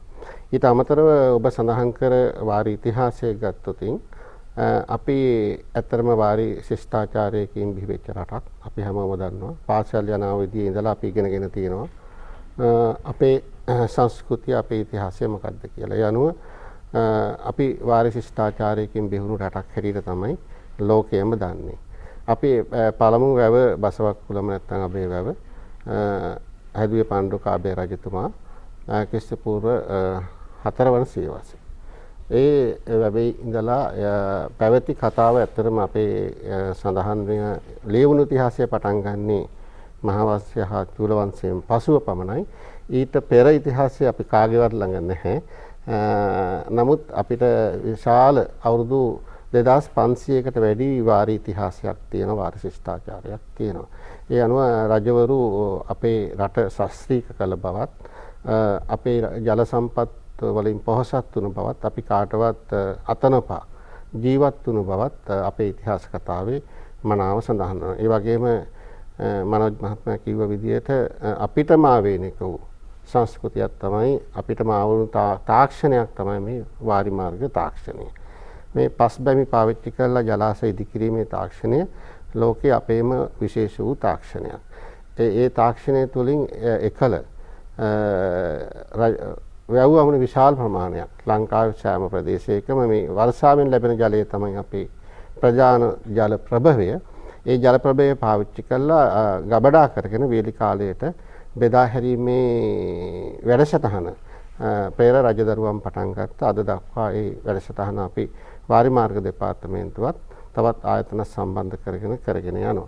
ඒ අනුව අපි විශාල වාරි සංස්කෘතියට උරුමකම් කියන, විශාල වාරි තාක්ෂණයකට උරුමකම් කියන ලෝකයේ පිළිගත් විස්මයජනක තාක්ෂණයක් තියෙන රටක් හැටියට තමයි සෑම තැනම සඳහන් වෙන්නේ. ඔව්. ඕක තමයි අපේ දියුණු වාරි සංස්කෘතියේ ඉතිහාස කතාව ඔබතුමාලට අනුව සැකෙවින් සඳහන් කළොත්. ජානකී මහත්මිය, දැන් අපි වර්තමානයට આવොත් අපේ අවශ්‍යතා දැන් වැඩි වෙලා. ජනගහනය වැඩි වෙනවා, ඔවුන්ගේ අවශ්‍යතා වැඩි වෙනවා, ඊට ජලය අවශ්‍යයි. කෘෂි කර්මාන්තයේ පැත්තෙන් තීන්දුව తీරන ගන්නවා නම් අස්වැන්න භෝග වගාව වැඩි කරන්න, වැඩිපුර වවන්න හිතුවොත් වැඩිපුර ජලය අවශ්‍යයි. සංවර්ධනය සඳහා ඉදිකිරීම සඳහා ජලය අවශ්‍යයි. සතාසි උපාවන්ටත් බොන්න වතුර තියෙන්න එපා. එතකොට විවිධ පැතිවලට මේ අපිට තියෙන වතුර ටික බෙදිලා යනවා. දැන් මේ වැස්ස කාලෙට ගංගා පිටාර ගලනවා, දිය ඇලි බොහොම වේගයෙන් කඩා හැලෙනවා, වැව් වල වතුර පිරෙනවා. මේ හැබැයි වැහැලා මාසයක් දෙකක් යනකොට ආයි වතුර නැහැ. ඇයි මෙහෙම වෙන්නේ කියලාත් අපිට හිතලා බැලුවොත් මොනවද හඳුනගෙන තියෙන හේතු? ඇත්තටම අබේසිරිවර්ධන මහත්තයා සඳහන් කළා අපේ රටේ ඉතිහාසය දිහා බැලුවත් අපිට තියෙන ජලය ආශ්‍රිත සංස්කෘතියක්. අපි රටේ ලැබෙන වර්ෂාපතන අනුව තෙත් කලාපය, වියලි කලාපය, ඒ වගේම අන්තර් කලාපයේ විදිහට කලාප තුනකට බෙදෙනවා. මෙයින් තෙත් කලාපයේ ගංගා ද්‍රෝණි 103න් තෙත් කලාපයේ ගංගා 20ක් විතර තිබෙනවා. මේවට ඊසාන දිග මෝසම් වර්ෂාවෙත් ඒ වගේම නිරිත දිග මෝසම් වර්ෂාවෙනුත් ජලය ලැබෙනවා. ඒ නිසා මේ තෙත් කලාපයේ තියෙන ගංගා අවුරුද්ද පුරාම ගලාගෙන යනවා. එයින් වැඩි ප්‍රමාණයක් ඇත්තටම මුහුදට තමයි ගලාගෙන යන්නේ. තෙත් කලාපයේ අපිට වැඩිපුර වැව් දකින්න නැහැ. ඒ භූමි විෂමතාවත් ඒ වගේම ලැබෙන වර්ෂාපතනයත් අනුව මේ තෙත් කලාපයේ තියෙන්නේ හැරවුම් ව්‍යාපාර අමුණු කියන එක විතරයි. නමුත් වියලි කලාපයේ මහ වැව්, කුඩා වැව් රාශියක් දක්නට ලැබෙනවා. ඒකට ප්‍රධාන හේතුව වෙලා තියෙන්නේ වියලි කලාපයට ඊසාන දිග මෝසම් වර්ෂාවෙනුත් දෙවැනි අන්තර් මෝසම් වර්ෂාවෙනුත් ලැබෙන වර්ෂාව ගබඩා කර ගැනීමේ අරමුණින් තමයි මේ වැව් හදලා තියෙන්නේ. එතකොට මේ වැව්වල තිබෙන ජලය අපි ප්‍රයෝජනයට ගන්නේ කෘෂිකර්මාන්තයට පමණක් නෙවෙයි රටේ සියලු දෙනාගේ පානීය ජල අවශ්‍යතාවය සම්පූර්ණ කරන්න ඕනි. පානීය ජල අවශ්‍යතාවයත් කෘෂිකර්මාන්තයත් ඒ වගේම පරිසරයත් මේ තුන සමතුලිත කරමින් ජලය ලබා දීම තමයි මේ වැව්වල අරමුණ වෙලා තියෙන්නේ. ඒ වගේම රටක් විදිහට අපි මේ වෙනකොට තිරසාර සංවර්ධන ඉලක්ක වලටත් ඒවා තිරසාර සංවර්ධන ඉලක්ක සස්ටේනබල් ඩිවලොප්මන්ට් ගෝල්ස් කියනවා. ඒවා තුලින් අපි බැඳී සිටිනවා හැමට පානීය ජල අවශ්‍යතාවය සම්පූර්ණ කරන්න. ඒ වගේම ආහාර සුරක්ෂිතතාවය ඇති කරන්න. ඒ වගේම පරිසරයට හානියක් නොවන විදිහට පරිසරයත් ඒ අවශ්‍යතානුව තුලනය කරන්න. ඒ අනුව අපිට ලැබෙන වර්ෂාපතනෙන් තමයි මේ හැම දෙයක්ම අපිට ඉටු කරගන්න වෙලා තිබෙන්නේ. අපි දන්නවා මේ ජල චක්‍රය අපි කොහේ හරි අපි මිනිස් ක්‍රියාකාරකම් වලින් වෙනස් කරොත් ඒ ජල චක්‍රයට බාධා ඇති වුණොත් ඇත්තටම ඒකේ ප්‍රතිඵල මිනිසාටම විඳින්න වෙනවා. වර්ෂ 2010න් පස්සේ බැලුවොත් එම අපි විශාල ගම් වතුර රාශියකට මුහුණ දුන්නා. ඒ වගේම වියලි කාල, ඒ කියන්නේ නියඟවල් අවුරුදුත් වැඩි ප්‍රමාණයකට මුහුණ දුන්නා. ඒ වගේම තමයි මේ වෙනකොට 2015න් පස්සේ උෂ්ණත්වය, දිවා කාලයේ උෂ්ණත්වයේ වැඩිවීම, රාත්‍රී කාලයේ උෂ්ණත්වයේ වැඩිවීම, මේ දෙක අතර වෙනස අඩුවීම වගේ ගැටලුත් එක්ක අපි කියනවා දැන් කාලගුණික විපර්යාස වලට ලංකාවත් මුහුණ දෙන්න ඇවිල්ලා තියෙනවා. මුහුණ දෙනවා, ඒවට විසඳුම් ගැන සාකච්ඡා කරනවා. ඇත්තටම 2010න් පස්සේ බලනකොට අපිට අවුරුදු කීපයකම නියඟ කාලවල තිබ්බා. ඉතින් මේ අපිට ලැබෙන වර්ෂාව මීට පෙරත් මේ වගේ අත්දැකීම් තිබුණේ සමහර අවුරුදු වල විතරයි විශාල ගම් වතුර ඒ වගේම නියඟවල්. නමුත් දැන් අපිට ඒක නිරන්තරයෙන් මුහුණ දෙන්න සිද්ධ වෙලා තිබෙනවා. ඒකට ප්‍රධාන හේතුව තමයි අපි වර්ෂාව වෙනදාට වඩා අධික තීව්‍රතාවයකින් ලැබෙනවා. සාමාන්‍යයෙන් අපි වර්ෂාව ලැබෙන එක ක්‍රමානුකූලව ලැබුණොත් අපිට ඇත්තට මේවා ජලය ගබඩා කරගන්න පුළුවන්. ජානකි මහත්මිය මොහොතක් දෙන්න අපි වෙලාව බලලා කතා කරමු.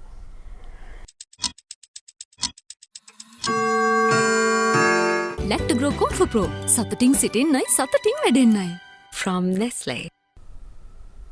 ඔබතුමේ සඳහන් කරපු කාරණා. ඇත්තටම දැන් අපි එක මාසයක සාමාන්‍ය වර්ෂාපතනයේ මිලිමීටර් 200ක් කිව්වොත් ඒක මාසයේ පුරාම මිලිමීටර් 20 දවස් 10ක් ලැබුණොත් ඇත්තටම අපිට ඒක ගබඩා කරගන්න පුළුවන්. නමුත් එක දවසකින් විශාල ප්‍රමාණයක් ලැබිලා අවුරුද්දේ මේ මාසයේ ඉතුරු කාලයේම වර්ෂාව ලැබෙන්නේ නැත්නම් ඇත්තටම ඒක අපිට ජලාශවල ගබඩා කරගන්න බෑ. වාරිමාර්ග දෙපාර්තමේන්තුවක් දකින්නේ ඒ ගැටලුව තමයි දැනට. මොකද වෙනදා වගේ අර තුලනේ වෙලා ලැබිච්ච වර්ෂාව මේ වෙනකොට අධික තීව්‍රතාවයකින් කෙටි කාලයක් තුල ලැබෙනවා. ඒ නිසා වැඩි ප්‍රමාණයක් මුහුදට ගලාගෙන යනවා. ඉතුරු කාලවල වර්ෂාව ලැබෙන්නේ නැහැ. ඒක තමයි මේ හැමෝම සඳහන් කරන්නේ වහිනවා. විශාල වර්ෂාවල් ලැබෙනවා. නමුත් මාස 2ක් විතර ගියාන් පස්සේ ජලයේ නැහැ. වෙලා තියෙන්නේ අපිට ඒ ගබඩා කරගන්න තරම් ප්‍රමාණවත් ජලාශ තාමත් නැහැ. මොකද ලැබෙන වර්ෂාපතනින් තාමත් අපි ගබඩා කරගෙන ඉන්නේ 140ක පමණ ප්‍රමාණයක් විතරයි. ඔව්. ඒ කියන්නේ හයියෙන් වැහලා එකපාරේ අපේක්ෂිත ප්‍රමාණය ලබා ගත්තත් ඒ කියන්නේ වැස්ස පොළොවට වැටුණත් රඳවා ගැනීමේ අපහසුතාවයක් තියෙනවා. ඔව්. අබේසිරද්දන මහත්මයා දැන් මේ දැනට තිබෙන මේ ජලාශත් එක්ක පානීය ජල අවශ්‍යතාවය සපුරන්න පුළුවන් කමක් තියෙනවද? ඒ තත්ත්වය ප්‍රමාණවත්ද? ඔව් අත් වශයෙන්ම දැන් ඔබ කලින් අහපු ප්‍රශ්නේ මම පොඩි තව ඌණ පූර්ණයක් කළ යුතු ඉතිහාසය පිළිබඳව ඊට පෙර මොකද අපි රජදරුවන් වැව් හැදුවට ඊට පස්සේ අපි අමතක කරන්න හොඳ නැහැ යටත් විජිත සමයකට අපි මුහුණ දුන්නා. මුලින්ම පෘතුගීසි ඊට පස්සේ ලන්දේසි ඊට පස්සේ ඉංග්‍රීසි ආණ්ඩුව අපිව පාලනය කරා අවුරුදු 450කට වැඩි කාලයක්. විශාල කාලයක්. අවුරුදු 450කට වැඩි. මේ කාලය තුළ විශාල පරිවර්තනයක් රටේ සිද්ධ කරලා තියෙනවා ඒගොල්ලන්ගේ පරමාර්ථ උදෙසා. විශේෂයෙන් පෘතුගීසි ලන්දේසි මුහුදු සීරේ පමණක් හිටියට බ්‍රිතාන්‍ය ජාතිකයන් මුළු රාජ්‍යයම ආක්‍රමණය කරා. 1815 ඒත් එක්ක ලංකාවේ මේ භූවිෂමතාවයේ ලොකු වෙනසක් සිද්ධ වුණා. ඒකේ ප්‍රතිපාක අපි අදත් භුක්ති විඳිනවා. විශේෂයෙන් කන්දවුඩ රට ප්‍රදේශය අපේ සංරක්ෂණය කළ යුතු ඉහළ ජලධාරා ප්‍රදේශය විශාල කැලෑ ප්‍රදේශයක් තිබුණේ කන්දවුඩ රට ප්‍රදේශය. අපි දන්නවා අපිට ගංගා 103ම කන්දවුඩ රටින් පටන් අරගෙන දෙවේන පුරා විසිරිලා තමයි ගලා බහින්නේ. මේකට ඉහළ ජලධාරා ප්‍රදේශයේ බොහොම වන ගහණයකින් තමයි පැවතුනේ. මේ ඉහළ ජලධාරා ප්‍රදේශයේ සම්පූර්ණ තේප් පොල් රබර් වැවීම සඳහා සම්පූර්ණයෙන්ම කැලෑව විනාශ කරලා වගාවක් ස්ථාපිත කිරීමේ ප්‍රතිවිපාක අපි අදත් භුක්ති විඳිනවා. ඒත් එක්ක ඒ පරිවර්තනයට අපිට මුහුණ දෙන්න සිද්ධ වෙලා තියෙනවා. ඊට අමතරව වාරිමාර්ග දෙපාර්තමේන්තුව 1900 ආරම්භ වෙන්නේ. ඉන් පස්සේ පළමුවෙනි වසර 50 තුල පළමුවෙන්ම කරේ මේ යුද්ධය නිසා විනාශ වුණු පෙර රජවරු හදපු විශාල වාරි කර්මාන්ත මින්නේරිය කලාවැව පරාක්‍රම සමුද්‍රය යෝධෑල වගේ විශාල වාරි කර්මාන්ත පුනරුත්ථාපනය කරලා නවීකරණය කරලා ශක්තිමත් කිරීම තමයි වාරි මාර්ග දෙපාර්තමේන්තුවේ පළවෙනි වසර 50 තුල කරලා තියෙන්නේ. ඉන් පස්සේ නිදහස ලැබුණාට පස්සේ 1948 අපි විශාල පරිවර්තනයක් රටේ කළා තියෙනවා නව ජලාශ ඉදි කරලා. ලංකාවේ අදටත් විශාල ජලාශය වන සේනානායක සමුද්‍රය හදලා ඊට අමතරව තව ජලාශ විශාල ප්‍රමාණයක් සේනානායක සමුද්‍රයෙන් පටන් අරගෙන අපේ දේශීය තාක්ෂණය දේශීය සම්පත් පාවිච්චි කරලා සේනානායක සමුද්‍රයෙන් පටන් ගත්ත 1951 පටන් ගත්තු ගමන මේ වෙනකන් විශාල ගමනක් ඇවිල්ලා තියෙනවා. අපි ඊට පස්සේ මෑත කාලීන ඉතිහාසයට ගියොත් 90 දශකයෙන් පස්සේ ජලාශ 15කට වැඩි ප්‍රමාණයක් හදලා තියෙනවා. දැදුරුවය, රඹකැන්නෝය, මව්වාර, වෙහෙරගල හැම ප්‍රදේශයකම. ඒ අනුව අපි එදා ජලාශ හදලා තිබුණේ මේ අපිට තිබුණේ පරිභෝජන අවශ්‍යතාවය සඳහා පමණයි. අපිට කෑමට බීමට අවශ්‍ය ජලය තමයි. පළවෙනි වැව වුණත් බසවක්කුලම හදලා තියෙන්නේ. පානීය ජලය සහ එදා නුවර මේ අනුරාධපුර නගරය තමයි ප්‍රධාන නගරය. නගරයට අවශ්‍ය ජලය ලබා දීම තමයි ප්‍රධාන පරමාර්ථය බසවක්කුලම වැවේ. ඊට අමතරව පානීය ජලය සහ කෘෂිකර්මාන්තය සඳහා ජලය දුන්න බසවක්කුලම වැවේ. නමුත් මෑත කාලීන ඔය මෑත ඉතිහාසය තුළ රජ කාලේ ඉඳලා හදපු වැව්වල තියෙන ප්‍රශ්නයක් තමයි පරිභෝජන අවශ්‍යතාවය සඳහා හදපු එක. එක කන්නයකට තමයි ජලය ප්‍රමාණවත් වෙන්නේ. නමුත් අපි 48න් පස්සේ හදපු මෑත කාලීනව හදපු ජලාශ බොහෝ ප්‍රමාණයක් අපි පානීය ජලය කර්මාන්ත සඳහා අවශ්‍යතාවය බහුකාර්ය විදියට විදුලි බල අවශ්‍යතාවය සඳහා අවශ්‍ය ජලය සියල්ල ඉන්ක්ලූඩ් අඩංගු කරලා තියෙනවා. ඊට අමතරව දීවර කර්මාන්තය ගැනත් සිතලා තියෙනවා. දීවර කර්මාන්තයේ විශාල දෙයක් සිද්ධ වෙන මේ ජලාශත් එක්ක. ඒත් එක්ක අපි දැන් බහුකාර්ය යෝජනා ක්‍රම විදියට තමයි හදන්නේ. මෑතකදී හදපු යාන්නුවේ ජලාශය ගත්තොත් උතුරු මැද පළාතෙන් විශාල ප්‍රමාණයකට පානීය ජලය දෙන්නේ යාන්නුවේ ජලාශ ව්‍යාපෘතියෙන්. ඇත්තටම කුඹුරු වලට ලැබෙන ප්‍රතිලාභයට වඩා යාන්නුවෙන් ලැබෙන ප්‍රතිලාභය පානීය ජලය නිසා අතිවිශාලයි. නමුත් අපි දැදිරුවය හැදුවට පස්සේ දැදිරුවේ මුළු කුරුණෑගල පුත්තලම ප්‍රදේශයටම විශාල පානීය ජල ව්‍යාපෘතියක් කරනවා. රම්බකැන්නෝයෙන් අම්පාර දිස්ත්‍රික්කයේ මහඔය ප්‍රදේශයට විශාල පානීය ජල සැපයීමක් කරනවා.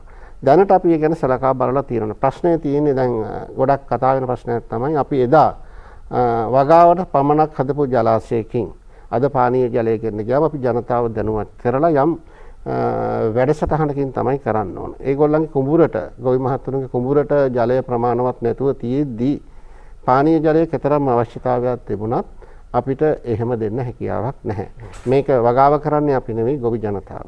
ගොවි ජනතාවත් එක්ක සම්බන්ධීකරණයක් කරලා ඇතම් ජලාශවල ඇත්තටම පානීය ජලය පැරණි ජලාශවලත් තියෙනවා. නමුත් ඒක යම් අවබෝධයකින් සහයෝගයෙන් කළ යුතු ව්‍යාපෘතියක්. නමුත් වර්තමානයේ අපි දැන් පානීය ජලය ගත්තොත් 51%යි අද මේ ටැප් එකකින් වතුර සපයන ජනතාවක් ඉන්නේ රටේ ජනගහනයේ. එතකොට 49% දෙන්න තියෙනවා. අපේ ප්‍රමුඛ අවශ්‍යතාවයක් තමයි රජයේ ප්‍රමුඛ අවශ්‍යතාවයක් තමයි ජල සම්පාදන අමාත්‍යාංශයේ ප්‍රධානම අවශ්‍යතාවය තමයි පානීය ජලය සැමට ලබා දීම.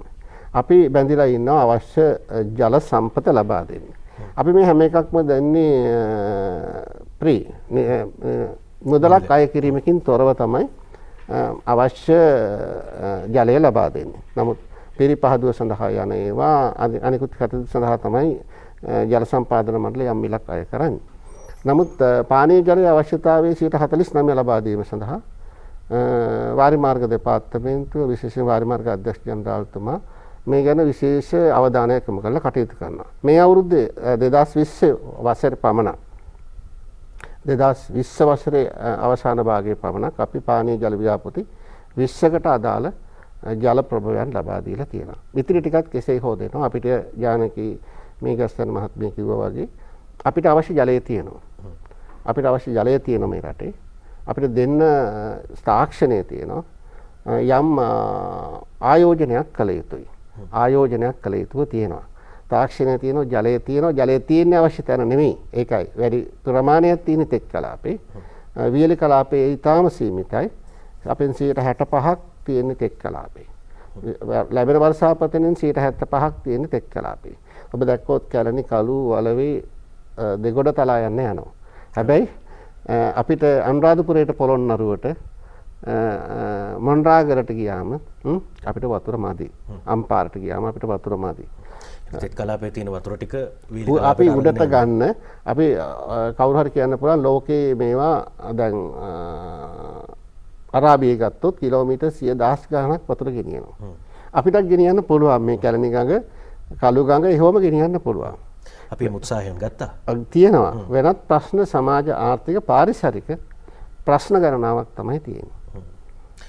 හොඳයි අපි තවදුරටත් ඒ ගැන කතා කරමු. හෙට ලෝක ජල දිනය ඊට අදාළව වාරි මාර්ග දෙපාර්තමේන්තුවත් එක්ක මේ සාකච්ඡාව අපි සිදු කරමින් ඉන්නේ. ජලයේ අවශ්‍යතාව සහ ඉදිරියේදී මේ ජල සම්පත කළමනාකරණය කරලා බහුවිධ අවශ්‍යතා වෙනුවෙන් ඒ ජල සම්පත ලබා දෙන්නේ කොහොමද කියන කාරණේ අපි කෙටි විරාමයක් ලබාගෙන නැවත ඉරිදා ආයුබෝවන් තුලින් හමු වෙනවා. රන්දිය පුදන වාරි මාර්ග දෙපාර්තමේන්තුවත් එක්ක අපි කතා කරමින් ඉන්නේ මේ ජානකී මේගස්තන්න ඉංජිනේරුතුමිය අර ගීතෙත් සඳහන් කළා වගේ මේ කිරිගොයම පූදිනකොට ඒ උපහාරය ලැබෙන්න නම් හොඳට පූදින අස්වැන්නට කලට වෙලාවට වතුර ටික ලැබෙන්න එපා. දැන් මේ මම හිතන්නේ ඒක වර්තමානයේ ඔබතුමීලාට තියෙන අභියෝගයක්ද? දැන් මේ වන විටත් සහල් සම්බන්ධයෙන් අපි කතා කරනවා. සහල් නිෂ්පාදනය නැත්නම් අස්වැන්න ප්‍රමාණවත් නොවීමත් ඒකට හේතුවක් වෙන්න පුළුවන්. ඒ කියන්නේ තව වවන්න ඕනේද? වවන ඉඩ ප්‍රමාණය අපිට ඵලදායීව පාවිච්චි කරන්නද අවශ්‍ය? කෘෂි කර්මාන්තය වෙනුවෙන් බත සපයන්න ප්‍රමාණවත් වතුර දෙන්න පුළුවන්ද? ඇත්තටම මේ වෙනකොටත් විශාල කතිකාවක් යනවා පිටරටින් හාල් ගේන තත්ත්වය. ඇත්තටම මේ අපි මේ වෙනකොටත් තාම ගිය මහකන්නේ අස්වැනු නෙලමින් පවතින්නේ. කුෂිකර්මාන්තයට ජලය ප්‍රමාණවත්ද කියන එක රඳා පවතින්නේ අපිට ලැබෙන වර්ෂාපතනය මත. ඒ වර්ෂාපතනය අපි ගබඩා කරගන්න පුළුවන් නම් තමයි අපිට කන්න දෙක වගා කරන්න ජලය ප්‍රමාණවත් වෙන්නේ. ඒ වර්ෂාපතනය අපිට ක්‍රමානුකූලව ලැබෙනවා නම් ඒ අවුරුදු වල අපි රටේ සහලින් ස්වයංපෝෂිත උණයි කියලා සඳහන් කරනවා. උදාහරණයක් විදිහට 2013 වර්ෂයේ අපිට නිසි අයුරින් වර්ෂාපතනය ලැබුණා. ඒ අවුරුද්දේ අපේ රටේ අවශ්‍ය ප්‍රමාණයටම සහල් නිපද වුණා. ඒ වගේම අපිට අතිරික්තයක් ඊගාව අවුරුද්ද සඳහා ප්‍රමාණවත් විදිහට පවත්වාගෙන යන්නත් හැකි වුණා. නමුත් අපේ රටේ කුෂිකර්මාන්තයට බත සපයන්න ක්‍රම 3කින් ජලය සපයනවා. එකක් තමයි වර්ෂාපෝෂිත ඉදම් වලින්, අනිත් එක තමයි කුඩා වැව් වලින්. ගම්වල තියෙන කුඩා වැව්, ඒ වගේම එල්ලංගා පද්ධතිය වල තියෙන කුඩා වැව් මේවෙන් ජලය සපයනවා. ඊට අමතරව ශ්‍රී ලංකා මහවැලි අධිකාරිය, වාරිමාර්ග දෙපාර්තමේන්තුව, පළාත් වාරිමාර්ග දෙපාර්තමේන්තුව, ඒ වගේම උතුරු පළාතේ තියෙන වැව් වලින් ප්‍රධාන පරිමාණ වැව්, ඒ වගේම මහා වැව්, මධ්‍යම පරිමාණ වැව් වලින් අවශ්‍ය ජලය සපයනවා. නමුත් අපිට මේ ලැබෙන ජලයෙන් අපි වී වගාව විතරක් කළොත් ප්‍රමාණවත් නැහැ. අපිට ලැබෙන ජලයෙන් අපි අනිකුත් භෝග විශේෂයෙන් සඳහන් කරන්න ඕනි. අනිකුත් භෝග විදිහට බඩ ඉරිඟු, සෝයා, තල, කුරක්කන්, මුං ඇට, රටකජු, ඊට අමතරව රටේ අවශ්‍යතාවයට සරිලන විදිහට මිරිස්, ඒ වගේම බීලූණු, රතුලූණු, මේ සියලු වගාවන් වලින් සම්පූර්ණ වුණොත් තමයි අපේ රට ස්වයංපෝෂිත වෙන්නේ. ඒ වගේම මේ රටේ සිටින ජනතාවෙන් 25% පමණ කුෂිකර්මාන්තයේ මතම තම ජීවිකාව කරගෙන ඉන්නවා. ඊට අමතරව තව 15% පමණ කුෂිකර්මාන්තයට අමතරව වෙන ආර්ථික ප්‍රතිලාභات ලබාගෙන කුෂිකර්මාන්තය කරනවා. එතකොට මේ සියලු දෙනාට තමන්ගේ ජීවිත සුරක්ෂිතතාවයේ සඳහාත් මේ කුෂිකර්මාන්තයෙන් තමයි යැපෙන්නේ. ඒ වගේම රටට අවශ්‍ය නිෂ්පාදනය වාර්ෂය පුරා ගලාගෙන එන විදිහට ලැබුණොත් තමයි මේ රට එක එක භෝග වලින් ස්වයංපෝෂිත වෙන්නේ. ඊට අමතරව අපි දැන් ඇත්තටම හැමතිස්සෙම කතා කරන්නේ බත ගැන විතරයි. නමුත් නිරෝගී පුද්ගලයෙකුට දෛනික අවශ්‍යතාවයක් තිබෙනවා ග්‍රෑම් 200ක පමණ එළවලු ප්‍රමාණයක්, ඒ වගේම ග්‍රෑම් 200ක පමණ පළතුරු ප්‍රමාණයක්. එතකොට එහෙනම් අපි රටේ එළවලු නිෂ්පාදනය, ඒ වගේම පළතුරු නිෂ්පාදනය ඒවත් වැඩි කරන්න ඕනේ. ඒ වගේම තමයි පොල්, ගම්මිරිස්, කුරුඳු, ඒ වගේ ආර්ථික භෝග. ඒවා සඳහාත් අපිට ජලය සපයන්න ඕනේ. එතකොට මේ සියලු අවශ්‍යතා සම්පූර්ණ කිරීමට දැන් තිබෙන ජලයේ ප්‍රමාණවත් නැහැ. ඒ වගේම කුෂිකර්මාන්තයට උනත් අපිට සමහර වර්ෂවල ලැබෙන වර්ෂාවත් එක්ක යලකන්නේ 50%ක පමණ ප්‍රමාණයක් වගා කරන නිසා මේ රටේ කුෂිකර්මාන්තයට තාමත් ජලයේ ප්‍රමාණවත් නැති එක තමයි අපි වාරිමාර්ග දෙපාර්තමේන්තුව විදිහට දකින්නේ. ඒක නිසා තමයි විශේෂයෙන් මේ රටේ සෞභාග්‍ය දැක්ම ප්‍රතිපත්තියත් එක්ක කුඩා වැව් රාශියක් පුනරුත්ථාපනය කරන්න මේ වාරි සෞභාග්‍ය කියන වැඩසටහන හඳුන්වලා තියෙන්නේ. ඊට සමගාමීව මේ විශාල වැව් රාශියක් අලුතින් ඉදි කරන්න සැලසුම් කරලා තියෙනවා. ඒවා අපි ඉදිරියේදී කතා කරමු. ඔව් අබේසිරවර්ධන ඉංජිනේරුතුමා දැන් මේ තියෙන වැව් බැලුවොත් දැන් සමහර වෙලාවට සියලු අවශ්‍යතා වෙනුවෙන් පාවිච්චි කරන්න බැරුව ඇති. අපි දකිනවා මේ ජපන් ජබර වැවිලා ආක්‍රමණශීලී ශාක ඒ වැව් මතු පිට පවා ආක්‍රමණය කරලා. එතකොට මේවට අපිට මොනවද කරන්න පුළුවන්? සම්පූර්ණ අවශ්‍යතා වෙනුවෙන් පාවිච්චි කරන්න වැඩපිළිවෙලක් විශේෂයෙන් තියෙනවා. සමහර වැහිලා ගිය වැව් තියෙනවා නේද? අතම දැන් අපේ වාරිමාර්ග පද්ධතිය ගත්තොත් විශාල වැව්, කුඩා වැව්, විශේෂයෙන් ඔය කුඩා වැව් වල ජපන් ජබර, සැල්වීනියා වැනි ආක්‍රමණශීලී ශාක විශාල වශයෙන් පැතිරිලා තියෙනවා. මේක ජනතාව වශයෙන් දැනුගත යුතු කාරණයක්. මේ ආක්‍රමණශීලී ශාක කියන්නේ විදේශ වලින් පැමිණි ශාක. ඔය ජපන් ජබර කියන ශාකය මලක් ලෙස පේරාදෙණිය උද්භිද උද්‍යානයට ගෙනල්ලා රෝපණය කරපු ශාකයක්. මහරැජින මේ ලංකාවට එන අවස්ථාවක ගෙනාපු පොඩි තෑග්ගක්. නමුත් මේක ආක්‍රමණශීලී වුණේ ලංකාවේ තියෙන පරිසරයත් එක්ක. එහෙම චේතනාවෙන් ගෙන අප එකක් නෙවෙයි. නමුත් වෙනත් කටයුත්තක් සඳහා ගෙනල්ලා පෙරදිනිය උද්භිද උද්‍යානයේ මේක රෝපණය කරලා තියෙනවා. පසුව මේක ආක්‍රමණශීලී ශාකයක් ලෙස ප්‍රචාරය වෙලා තියෙනවා. සැල්විනියා ශාකය පර්යේෂණ කටයුත්තක් සඳහා ගෙනාපු ශාකයක්. ඔය විදිහට අපිට විදේශවල තියෙන ශාක සහ සතුන් විශාල ප්‍රමාණයක් ලංකාවට අරවිල්ලා තියෙනවා අවබෝධයකින් තොරව. වර්තමානයේ වන විට මේ පිළිබඳ පරිපාලනයක් කළමනාකරණයක් කස්ටම් එක තුලදී සිද්ධ වෙනවා. නමුත් බොහෝ කාලයක් කිසිම කළමනාකරණයකින් තොරව අවුරුදු මේක දශක ගණනාවකට පෙර සිද්ධ වෙච්ච කාරණයක් විදේශ පැලෑටි ලංකාවට ඇවිල්ලා තියෙනවා. ඒ රටවල් වල ඒ පැලෑටියට සතුරෙක් හිටියත් ඉඳලා තියෙනවා. නමුත් ලංකාවට ඒ පැලෑටි වලට සතුන්ට සතුරෙක් නැති වුණාම මේක ආක්‍රමණශීලී තත්ත්වයටපත් වෙනවා. ඒ වගේ එකක් තමයි ජපන් ජබර සහ සැල්වීනියා. මේක තමයි වාරිමාර්ග පද්ධතිය තුළ විශාලම කරදරය, විශාලම ප්‍රශ්නය. මේ හේතුවෙන් විශාල නඩත්තු වියදමක් දරන්න සිද්ධ වෙලා තියෙනවා. වැවේ තිබුණු අලංකාරය නැති වෙලා ගිහිල්ලා තියෙනවා. ඊට අමතරව මේක ජපන් ජබර සැල්වීනියක් ගම වර්ධන වේගය අතිවිශාලයි. සති දෙකක් තුල දෙගුණයක් බවට වර්ධනය වෙනවා. මේකේ වර්ධන වේගය ශීඝ්‍රයි. ඒ අනුව මේ මෑත කාලීන සිද්ධ වෙච්ච තෙල් පොහොර භාවිතය තවත් හේතුවක් වෙලා තියෙනවා මේවා වර්ධනයේට. තව යහපතකුත් වෙනවා එක පැත්තකින් මේ අනවශ්‍ය බැරලෝහ සියල්ලම මෙයා උරා ගන්නවා. අවශෝෂණය කර ගන්නවා. ඉතින් මේ නිසා මේ තෙල් පොහොර වලින් බැහැර වෙන සියලු කාරණා මේගොල්ලෝ අවශෝෂණය කරගෙන වඩාත් සාරවත් ශාකයක් බවට පත් වෙලා තියෙනවා. මේ පිළිබඳ පරීක්ෂණ ගණනාවක් අපි ශ්‍රී ජයවර්ධනපුර විශ්වවිද්‍යාලයේ මහාචාර්ය පද්මලාල් මැතිතුමා ඒ වගේම පරිසර අමාත්‍යාංශයේ ජෛව විවිධත්ව ලේකම් කාර්යාලය එක්ක එකතු වෙලා අපි පරීක්ෂණ ගණනාවක් අධ්‍යයනයන් ගණනාවක් කරලා තියෙනවා. මේක පාලනය කරන්න තමයි පුළුවන්. නමුත් සහ මුලින්ම ඉවත් කරන්න බෑ. කෘෂිකර්ම දෙපාර්තමේන්තුවේ අංශයක් තියෙනවා. මේකට ක්‍රොමීන් 4 දෙනෙක් හඳුන්වලා දීලා තියෙනවා. ජෛව පාලන ක්‍රමවේද වශයෙන් මේක කළමනාකරණය කරන්න. ඊට අමතරව අපි විශාල මුදලක් වියදම් කරලා යන්ත්‍ර කිහිපයක් ගෙනලා තියෙන වාරිමාර්ග දෙපාර්තමේන්තුවට මේ ජපන් ජබර සැල්වීනියා ඉවත් කිරීම සඳහා. නමුත් මේක අපි බොහොම පරිස්සමෙන් පරිහරණය කරන්න ඕන පැලෑටියක්. මෙහි පොඩි කෑල්ලක් වැටුණත් විශාල පැතිරීමක් සිද්ධ වෙනවා. විශාල ජලාශවල මේකේ බලපෑම අඩුයි. මොකද පවතින මේ ජලයේ සැලවීම, පැද්දීම, රැළ ඇතිවීම මුහුදේ වගේ විශාල ජලාශයක ඔබ දකින්න ඇති රැළ පහරක් තියෙනවා. පරාක්‍රම සමුද්‍රය ගත්තත් මුහුදේ වගේ රැළ ගහනවා. එතකොට මේක පවතින්න බෑ මේ පැලෑටිය. නමුත් සුළු වාරිමාර්ග, සුළු වැව්, මධ්‍යම පරිමාණ ඒවා මේක සම්පූර්ණයෙන්ම ආක්‍රමණය කරලා තියෙනවා. දෙපාර්තමේන්තුව මේ පිළිබඳ විශේෂ අවධානය යොමු කරලා අපි ඉවත් කරමින් යනවා.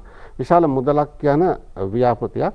මේකෙන් පොහොර හදන්න පුළුවන් කියලා පිළි අරන් තියෙනවා. නමුත් මේ පොහොර හැදීමේදී පරිස්සම් විය යුතුයි. අපි මේ පොහොර හදනකොට අපි පරීක්ෂණාගාරයක චෙක් කරලා තමයි මේ බැරලෝහ ප්‍රතිශතය බලලා තමයි මේකෙන් පොහොර හදන්න ඕන. නැත්නම් තවත් ප්‍රශ්නයක් එන්න පුළුවන්. විශාල බැරලෝහ ප්‍රමාණයක් ඇත්තටම උරාගෙන තියෙන මේ ශාක දෙක තමයි. මෙයා ජලය පිරිසිදු කරනවා. අපේ අනවශ්‍ය දෑ සියල්ල මෙයා උරා ගන්නවා ජලයෙන්. ඉතින් මේ ජපන් ජබර සැල්වීනියා පාවිච්චි කරලා පොහොර හදනවා නම් මල් පොහොර මොහොතක් දෙන්න අපි වෙලා බලමු.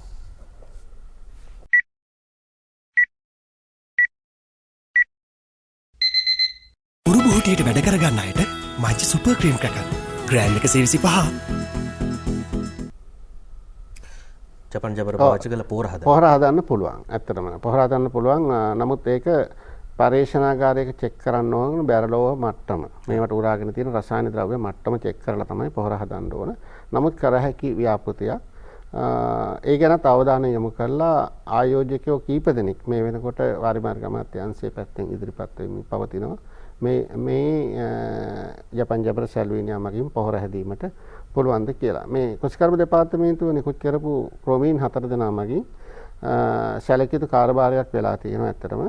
සැල්වීනියා ශාකය 60කින් පවන කළමනාකරණය වෙලා තියෙනවා. ජපන් ජබර ශාකය මේ කුරුමිනියට ඔරොත්තු දෙනවා මදි 20%ක 30ක ප්‍රතිචාරයක් තමයි තියෙන්නේ. නමුත් සැලකිය යුතු කාර්යභාරයක් ඒ තුලින් වෙලා තියෙනවා. මම ඒකත් එක්ක ඔබ කිව්ව මම වතුර බෙදා හැරීම සම්බන්ධයෙන් කටයුතු කරන නිලධාරියෙක් හැටියට කියන්න කැමතියි. දෙපාර්තමේන්තුවේ අපිට අවශ්‍ය වගා ප්‍රමාණය දැන් අපි ගිය මහකන්නේ අපි 95ක් විතර වගාවක් කරා. කොවිඩ් එක ඇති වුණු අවස්ථාවේ ඇති වුණු යලකන්නේ අපි ඒ 90ක විතර වගාවක් කරලා තියෙනවා. පසුගිය මහකන්නේ ගත්තොත් අපිට වර්ෂාව ලැබුණේ නැහැ. ජානකි මහත්මිය කිව්වා වගේ අපිට ප්‍රමාණවත් වර්ෂාව මහකන්නේ ආරම්භ කරනකොට ජලාශවල තිබුණේ 38%යි. අපි කොහොම තීරණයක් ගන්නවද කියලා අනපේක්ෂිත අයුරින් පටන් ගත්තා. නමුත් මහකන්නයන් නිසා 90කට වැඩි ප්‍රමාණයක් පටන් ගත්තා පහුගිය කන්නේ. නමුත් අපි පටන් ගත්තේ ඔක්තෝබර් මාසේ. නොවැම්බර් දෙසැම්බර් ජනවාරි වෙනකොට අපේ ජලාශවල නොවැම්බර් අවසානයේ ජලාශවල මට්ටම 15කට වගේ ඊටාම අසීරු තත්යකටපත් වුණා. පානීය ජලයත් අර්බුදයකට එන මට්ටමකට ආවා. නමුත් දෙසැම්බර් 15න් පස්සේ ජනවාරි වෙනකොට සැලකිය යුතු වර්ෂාපතනයක් ක්‍රමානුකූලව ලැබුණා. ඒ වෙනකොට අපි පසුගිය කන්නේ අවසන් වෙනකොට කන්නය සාර්ථකව කරලා අවසානයේ 75ක විතර ජලධාරිතාවක් අද වෙනකොට සියලුම ජලාශවල තියෙනවා. අපි ඉදිරි යලකන්නය කරන්න ජාතික මට්ටමේ තීරණය ජලපාලන කමිටුව හරහා අරන් තියෙනවා. ඉදිරි යලකන්නය සූදානම් කරලා තියෙන්නේ සියලුම කන්න රැස්වීම් තීරණ මේ වෙනකොට ගනිමින් තියෙනවා. අපි මේ පහුගිය 15 වෙනිදා ඉඳලා මාර්තු 15 ඉඳලා අප්‍රේල් 20 වෙනකොට ඉදිරි යලකන්නේ සම්පූර්ණ වගාව ස්ථාපිත කරන්න කටයුතු සූදානම් කරලා තියෙනවා. අපිට යලකන්නේක දැන් අවුරුදු 10කින්වත් නොතිබුණු තත්ත්වයක් තමයි මෙවර තියෙන්නේ. අපිට ජලාශවල 75ක වගේ ජලධාරිතාවක් 72ක වගේ ජලධාරිතාවක් අද වෙනකොට තියෙනවා. ඇතැම් ජලාශවල 90ට එහා ජලධාරිතාවක් තියෙනවා. මෙතනේ වගා කරන ගොවි ජනතාවටත් හොඳ ප්‍රවෘත්තියක් වේවි. වතුර නැතුව නියඟ කාලත් එක්ක පොරබදන ජනතාවක් සමහර වෙලාවට ඉන්නේ ගොවි ජනතාවක්. ඔබතුමාලා සඳහන් කරන විදිහට යලකන්නේ වගාව සඳහා අවශ්‍ය 72ක විතර ජල ප්‍රමාණයක් ජලාශාස්ත්‍රිතව මේ වෙනකොටත් තියෙනවා. දැන් මිගස්සන් මහත්මිය ජනක මිගස්සන් මහත්මිය කලින් සඳහන් කළා මේ ග්‍රෑම් 200ක එළවලු ප්‍රමාණයක් ග්‍රෑම් 200ක පළතුරු ප්‍රමාණයක් සෞඛ්‍ය මේ කාරණා පැත්තෙන් බැලුවට පස්සේ දිනකට අවම බොන්න අවශ්‍ය වතුර ප්‍රමාණයක් සාකච්ඡා කරනවා වෙන අවශ්‍යතා තියෙනවා මේ සියල්ල වෙනුවෙන් ඔබතුමියලා වැඩසටහන් දියත් කරනවා දැන් වැව් 5000ක වැඩසටහනක් පිළිබඳව කියවෙනවා වාරි සෞභාග්‍ය වැඩසටහන පුළුල් ලෙස දියත් කරන්න කටයුතු කරලා තිබුණා මේව හරහා මොනවද සිද්ධ වෙන්නේ විශේෂයෙන් වාරි සෞභාග්‍ය වෙන වැඩසටහන හරහා ඇත්තටම වාරි සෞභාග්‍ය වැඩසටහන යටතේ සැලසුම් කරලා තියෙන වැව් 5000ක් පිළිසකර කරන්න මේවා දැනට පවතින වැව් මේ වැව් වල අවශ්‍යතාව වෙලා තියෙන කෘෂිකර්මාන්තයට පමණක් නෙවෙයි පානීය ජල අවශ්‍යතාවයට ඒ වගේම වනජීවී කලාප තුල වැව් ඒ වගේ වැව් තෝරගෙන තිබෙනවා විවිධ අවශ්‍යතාවයන් සම්පූර්ණ කරන්න මේ වැව් යටතේ ජලය ලබා දීලා කෘෂිකර්මාන්තය පමණක් නෙවෙයි පානීය ජල අවශ්‍යතාවය පරිසර ජල අවශ්‍යතාවය සම්පූර්ණ කරන්න කියන නිර්ණායක යටතේ තමයි වැව් තෝරගෙන තිබෙන්නේ ඒ නිර්ණායක යටතේ තෝරගත්ත වැව් වාරිමාර්ග දෙපාර්තමේන්තුව පමණක් නෙවෙයි ගෝජන සංවර්ධන දෙපාර්තමේන්තුව ශ්‍රී ලංකා මහවැලි අධිකාරිය පළාත් වාරිමාර්ග දෙපාර්තමේන්තුව ඒ වගේම ශ්‍රී ලංකා ඉඩම් සංවර්ධනය කිරීමේ දෙපාර්තමේන්තුව ඒ වගේම හමුදාවත් මේ සියලු දෙනා එකතු වෙලා තමයි මේ වැඩසටහන ක්‍රියාත්මක කරන්නේ ඊට අමතරව මේ අපි යෝජනා ගොවි මහත්තුරුන් හම්බ වෙලා මේ වැව් තෝරගෙන සකස් කරන යෝජනා දිස්ත්‍රික් සංවර්ධන කමිටුවේ මේවා සාකච්ඡා කරලා නිලධාරීනුත් දේශපාලන අධිකාරියත් මේ සියලු දෙනා එකඟ වෙන යෝජනා තමයි ක්‍රියාත්මක වෙන්නේ ඒ යටතේ පළවෙනි අධ්‍යයන විදිහට දැන් වෙනකොට වැව් 100ක පමණ වැඩ ආරම්භ කරලා තිබෙනවා වාරිමාර්ග දෙපාර්තමේන්තුව ඒ වගේම ශ්‍රී ලංකා මහවැලි අධිකාරියත් අනිකුත් දෙපාර්තමේන්තුත් මේ වෙනකොට වැව් සාමාන්‍යයෙන් 50ක විතර වැඩ ආරම්භ කරලා තිබෙනවා අපි බලාපොරොත්තු වුණා ඉදිරි වසර 3 තුල මේ වැව් 5000ම වැඩ ආරම්භ කරලා ක්‍රියාත්මක කරන්න මේ සඳහා ඇත්තටම මේ වෙනකොට ග්‍රාමීය වැව් පුනරුත්ථාපනය කරන්න වෙනම අමාත්‍යාංශයක රාජ්‍ය අමාත්‍යාංශයක් තිබෙනවා අනුරාධ ජයරත්න මැතිතුමා යටතේ. මේ යටතේ ඇත්තටම අභාවයට ගිහිල්ලා තියෙන වැව් පුනරුත්ථාපනය කළා ඒ අවශ්‍යතාවය සම්පූර්ණ කරන එක තමයි අරමුණ වෙලා තිබෙන්නේ. ඊට අමතරව උතුරු මැද පළාත්වල ඒ වගේම වයඹෑල යටතේත් කුඩා වැව්වල තියෙන ජල ගැටලුවට විසඳුම් රාශියක් ලබා දෙන්නත් ඒ වගේම වැව්ගම් පුපුසුව වැඩසටහන යටතේත් කුඩා වැව් 300ක් පමණ පුනරුත්ථාපනය කිරීමේත් වැඩසටහනක් මේ වෙනකොට ක්‍රියාත්මක වෙමින් පවතිනවා. ඔව්. විවිධ අවශ්‍යතා වෙනුවෙන් ජලය භාවිතා කරන ජනතාවට ඒ සඳහා වන ක්‍රියාදාමය කොයි විදිහටද සැලසුම් වෙන්නේ කියන කාරණේ අපි මේ සාකච්ඡා කරමින් ඉන්නේ. විශේෂයෙන් ලෝක ජල දිනය හෙටට ඉදිලා තියෙන වෙලාවේ ඔබතුමාලා මේ ක්ෂේත්‍රයේ අධ්‍යක්ෂකම් තියෙන අය විදිහට ප්‍රවීණයින් විදිහට වෙනත් ක්‍රියාමාර්ගවලට යොමු වෙලා ඇති. වාරි මාර්ග දෙපාර්තමේන්තුව විදිහට මොනවද ඉදිරියේ ඊට අමතරව ක්‍රියාත්මක කරන්න තියෙන සැලසුම් ඉදිරි අවශ්‍යතාවන් මේ වන විට විවිධ මට්ටම් වලින් පුරවකථනය වෙමින් පවතිනවා. ඒ අවශ්‍යතාවලට සරිලන විදිහට ජල සම්පත ලබා දීම ඔබතුමාලගේ කාර්යභාරය. ඒ වෙනුවෙන් ඉදිරි සැලසුම්. ඔව් ඇත්තටම දැන් ඒත් එක්ක මම මතක් කරන්න කැමතියි මේ වැව් 5000 වැඩසටහනත් තවදුරටත් පොඩි පැහැදිලි කිරීමක්. අපි වැව් 48000ක් පමණ ලංකාවේ වැව් අමුණු ඇලවේලි තියෙනවා. ඒ වයින් යම් සංවර්ධනයක් කළ හැකි මට්ටමේ 15000ක් පමණ තියෙනවායි කියලා තමයි වාර්තා කරලා තියෙන්නේ, සොයාගෙන තියෙන්නේ ශ්‍රේෂ්ඨ කටයුතු අනුව. මේවයින් වැව් කොහොමද කරන්න කියලා කිසියම් තාක්ෂණික මාර්ගෝපදේශයක් සකස් කරලා තියෙන වාරි මාර්ග දෙපාර්තමේන්තුවේ ප්‍රධාන තාක්ෂණික ආයතනයේ විදියට. ප්‍රධාන වශයෙන්ම වැවක් හදනකොට ඒකේ වැවේ මූලස්ථායි වැඩ සම්පූර්ණයෙන්ම වැව ප්‍රධාන බැම්ම ඊට පස්සේ සොරව්ව පිටවාන ස්පීල් ඒවා ප්‍රමිතියට හදන විදිහේ තාක්ෂණික ගයිඩ්ලයින් එක නැත්නම් මාර්ගෝපදේශයක් තියෙනවා. ඒ අනුව කටයුතු කිරීම තමයි වඩාත්ම වැදගත් වෙන්නේ. ඊට අමතරව වැවක් හාරනවා නම් ඒ කියන්නේ විශේෂයෙන්ම සැලකිය යුතු වෙනවා. ඒ අනුව වැවක් හැරීමේදීත් අනුගමනය කර යුතු තාක්ෂණික මාර්ගෝපදේශය තියෙනවා. ඒකත් එක්ක කටයුතු කරන්නේ කියන විශේෂ ඉල්ලීම කරනවා. ඉදිරි සැලසුම් ගැන කිව්වොත් අපි දැන් තවත් ජල සම්පත් ශේෂ්ත්‍රයේ අපි රැස් කරලා තියෙන 135ක 40ක ජලධාරිතාවක් මේ ලැබෙන වර්ෂාපතන. අපි මිලිමීටර් 2000ක වාර්ෂික දර වර්ෂාපතනයක් තමයි තියෙන්නේ. තව අපිට හදන්න පුළුවන් ජලාශය ඉතාම සීමිතයි. අපිට ජලාශයක් හදන්න ගියාම විවිධ පාරිසරික ගැටලු තියෙනවා. අපි මිලියන 22ක ජනතාවක් ඉන්නේ.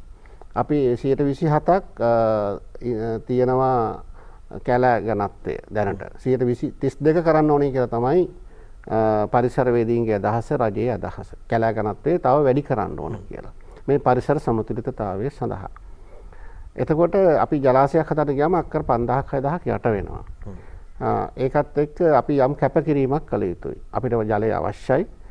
මේ වැඩි වෙන ජනගහනයත් එක්ක යම් කැපකිරීමක් අවශ්‍යයි. මේ වැඩිතුර තියෙන ගංගාද්‍රෝණි වල ජලය රැස් කරන්න දෙපාර්තමේන්තුවේ ලොකු වැඩසටහනක් තියෙනවා.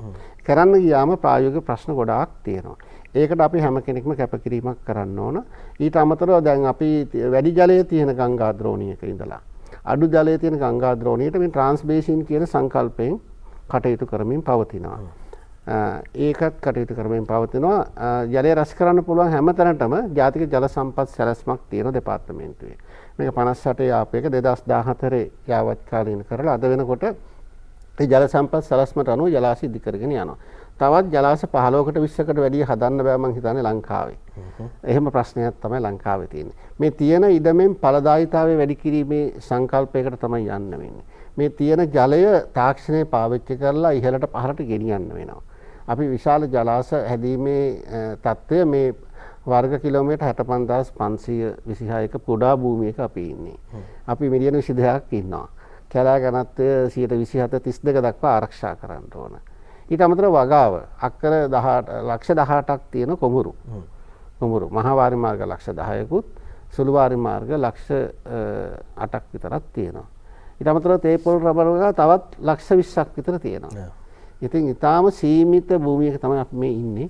මේක નિયમિત විදිහට කළමනාකරණය කරලා මේ ජල සම්පත් ප්‍රමාණය නිසි පරිදි කටයුතු කරන්න හොඳ ජාතික ජල සම්පත් සැලැස්මක් වැඩ පිළිවෙලක් තියෙනවා. ඒකට අනුව ජලාශ විශාල ප්‍රමාණයක් සැලසුම් කරලා තියෙනවා. ඉදිරි ජලාශ කොපමණද කියන එක මීගස්යන් මහත්මිය කියයි කොච්චර ජලාශ ප්‍රමාණයක් අපි ළඟදී පහළ මල් වතුවේ ඉඳලා අපි තව ජලාශ පද්ධතියක්ම සැලසුම් කරලා තියෙනවා ඉදිරි ළඟදීම ආරම්භ කරන්න. මිගස්යන් මහත්මිය අපි ගැනත් සඳහන් කරමු. ඇත්තටම මේ අවුරුද්දේ අපි දැන් 2004 ඉඳලා ආරම්භ කළා නිම කරමින් පවතින ව්‍යාපෘති 13ක් මේ අවුරුද්දේ සම්පූර්ණයෙන් ඉදිකිරීම අවසන් කළ ජනතා අයිතියට පවරනවා. මේ ලෝක ජල දිනයට සමගාමීව අපි ගිය සිකුරාදා වෙනකොට ඇල්ලෙවැව ඇඹිලිපිටිය ඇල්ලෙවැව වැඩ පටන් ගත්තා. ඒ වගේම මාර්තු 31 වෙනිදා අපි පටන් ගන්නවා පහළ මල්වතුවේ ජලාශයේ. මේ වෙනකොට සියලුම ලබාගත යුතු අනුමැතින් ලබාගෙන එහි වැඩ ආරම්භ කරනවා. ඊට අමතරව අම්පාර දිස්ත්‍රික්කයේ කළුගල්ලේ ජලාශයේ වැඩ නිම කළා තිබෙනවා. එය අපි අප්‍රේල් 2 වෙනිදා ජනතා අයිතියට පවරනවා. ඊට අමතරව අනුරාධපුර දිස්ත්‍රික්කයේ කුඩා විලාච්චිය ජලාශය, දෙමටගල ජලාශයේ වැඩ ආරම්භ කරනවා. මඩකලපුව දිස්ත්‍රික්කයේ ජලාශ දෙකක් ඉදි වෙනවා. දැනට පවතින රූගම් ජලාශය, කිතුල් ජලාශය දෙක එකතු කළ රූගම් කිතුල් කියලා වැඩි ධාරිතාවෙන් යුක්ත ජලාශයකුත්. ඒ වගේම අම්පාර දිස්ත්‍රික්කයට මහවැය ජලාශයත් වැඩ ආරම්භ කරනවා. මොණරාගල දිස්ත්‍රික්කයේ කුඹුක්කන් ඔය ජලාශයත් වැඩ ආරම්භ කිරීමට කටයුතු සූදානම් කරමින් පවතිනවා. ඊට අමතරව හම්බන්තොට දිස්ත්‍රික්කයේ කුෂිකර්මාන්තයට අවශ්‍ය ජලයේ පානීය ජල අවශ්‍යතාවය මේ දෙකම විශාල ගැටලුවක් වෙලා තිබෙනවා. ඒක නිසා මේ වෙනකොට ගින් ගඟෙනුත් ඒ වගේම නිල්වලා ගඟෙනුත් ගින් නිල්වලා දෙකේ හරවන්න මේ වෙනකොට සැලසුම් බොහෝ දුරට මූලික ශක්්‍යතාර්ධන කටයුතු ශක්්‍යතාර්ධනත් ඉවර කරලා තිබෙනවා. ඒ යටතේ මාදුගැටේ, අම්පානගල, සියඹලාංගොඩ ඒ වගේ ජලාශ හැරවුම් සැලසුම් කරලා තිබෙනවා. ඉදිරියේදී ඒවා ක්‍රියාත්මක කිරීමට අපේක්ෂා කරනවා. ඒ වගේම අපි ඉන්න මේ කොළඹ දිස්ත්‍රික්කයේ අපි මේ කැලණි ගඟ මිටියාවතේ හිටියට අපිට මේකෙත් ඇත්තටම පානීය ජල අවශ්‍යතාවය සම්පූර්ණ කරන්න විශාල ගැටලුවක් තියෙනවා. ඒක නිසා ඒ අවශ්‍යතාවය සම්පූර්ණ කරන්න වීඔය ජලාශයේ මෙනොට ශක්්‍යතාර්ධනය අවසන් කරලා තිබෙනවා. ඒක නිසා ඒකත් පටන් ගැනීමට සූදානම් කරලා තිබෙනවා. ඔව්. ඒ කියන්නේ ජනතාවගේ අවශ්‍යතාව වෙනුවෙන් ඉදිරියේ ඇතිවන අලුත් අවශ්‍යතාත් පුරවකථනය කරලා ඒ සඳහා වැඩ සූදානම් වෙමින් තියෙනවා කියලා සඳහන් කරනවා. හෙට ලෝක ජල දිනය පුරවැසියන් විදිහට අපිටත් වගකීමක් තියෙනවා ජල සම්පත පරිස්සම් කරගන්න එක. ඒ පිළිබඳවත් සඳහන් කරමින් අපි ඉරිදා අයබෝවන් නිමාවට පත් කරන්න සූදානම්. අපි බෙහෙවින් ස්තුතිවන්ත වෙනවා වාරිමාර්ග දෙපාර්තමේන්තුවේ අතිරේක අධ්‍යක්ෂ ජනරාල් ඉදිකිරීම හා සංවර්ධන ඉංජිනේරු ජානකී මේගස්නයන් මහත්මියට, ඒ වගේම ජල කළමනාකරණය පිළිබඳ වාරිමාර්ග අධ්‍යක්ෂ ඉංජිනේරු ඩී අබේසිරිවර්ධන මහත්මයාට බොහොම ස්තුතියි. ඔබතුමීට සහභාගීතුමාට අයබෝවන්.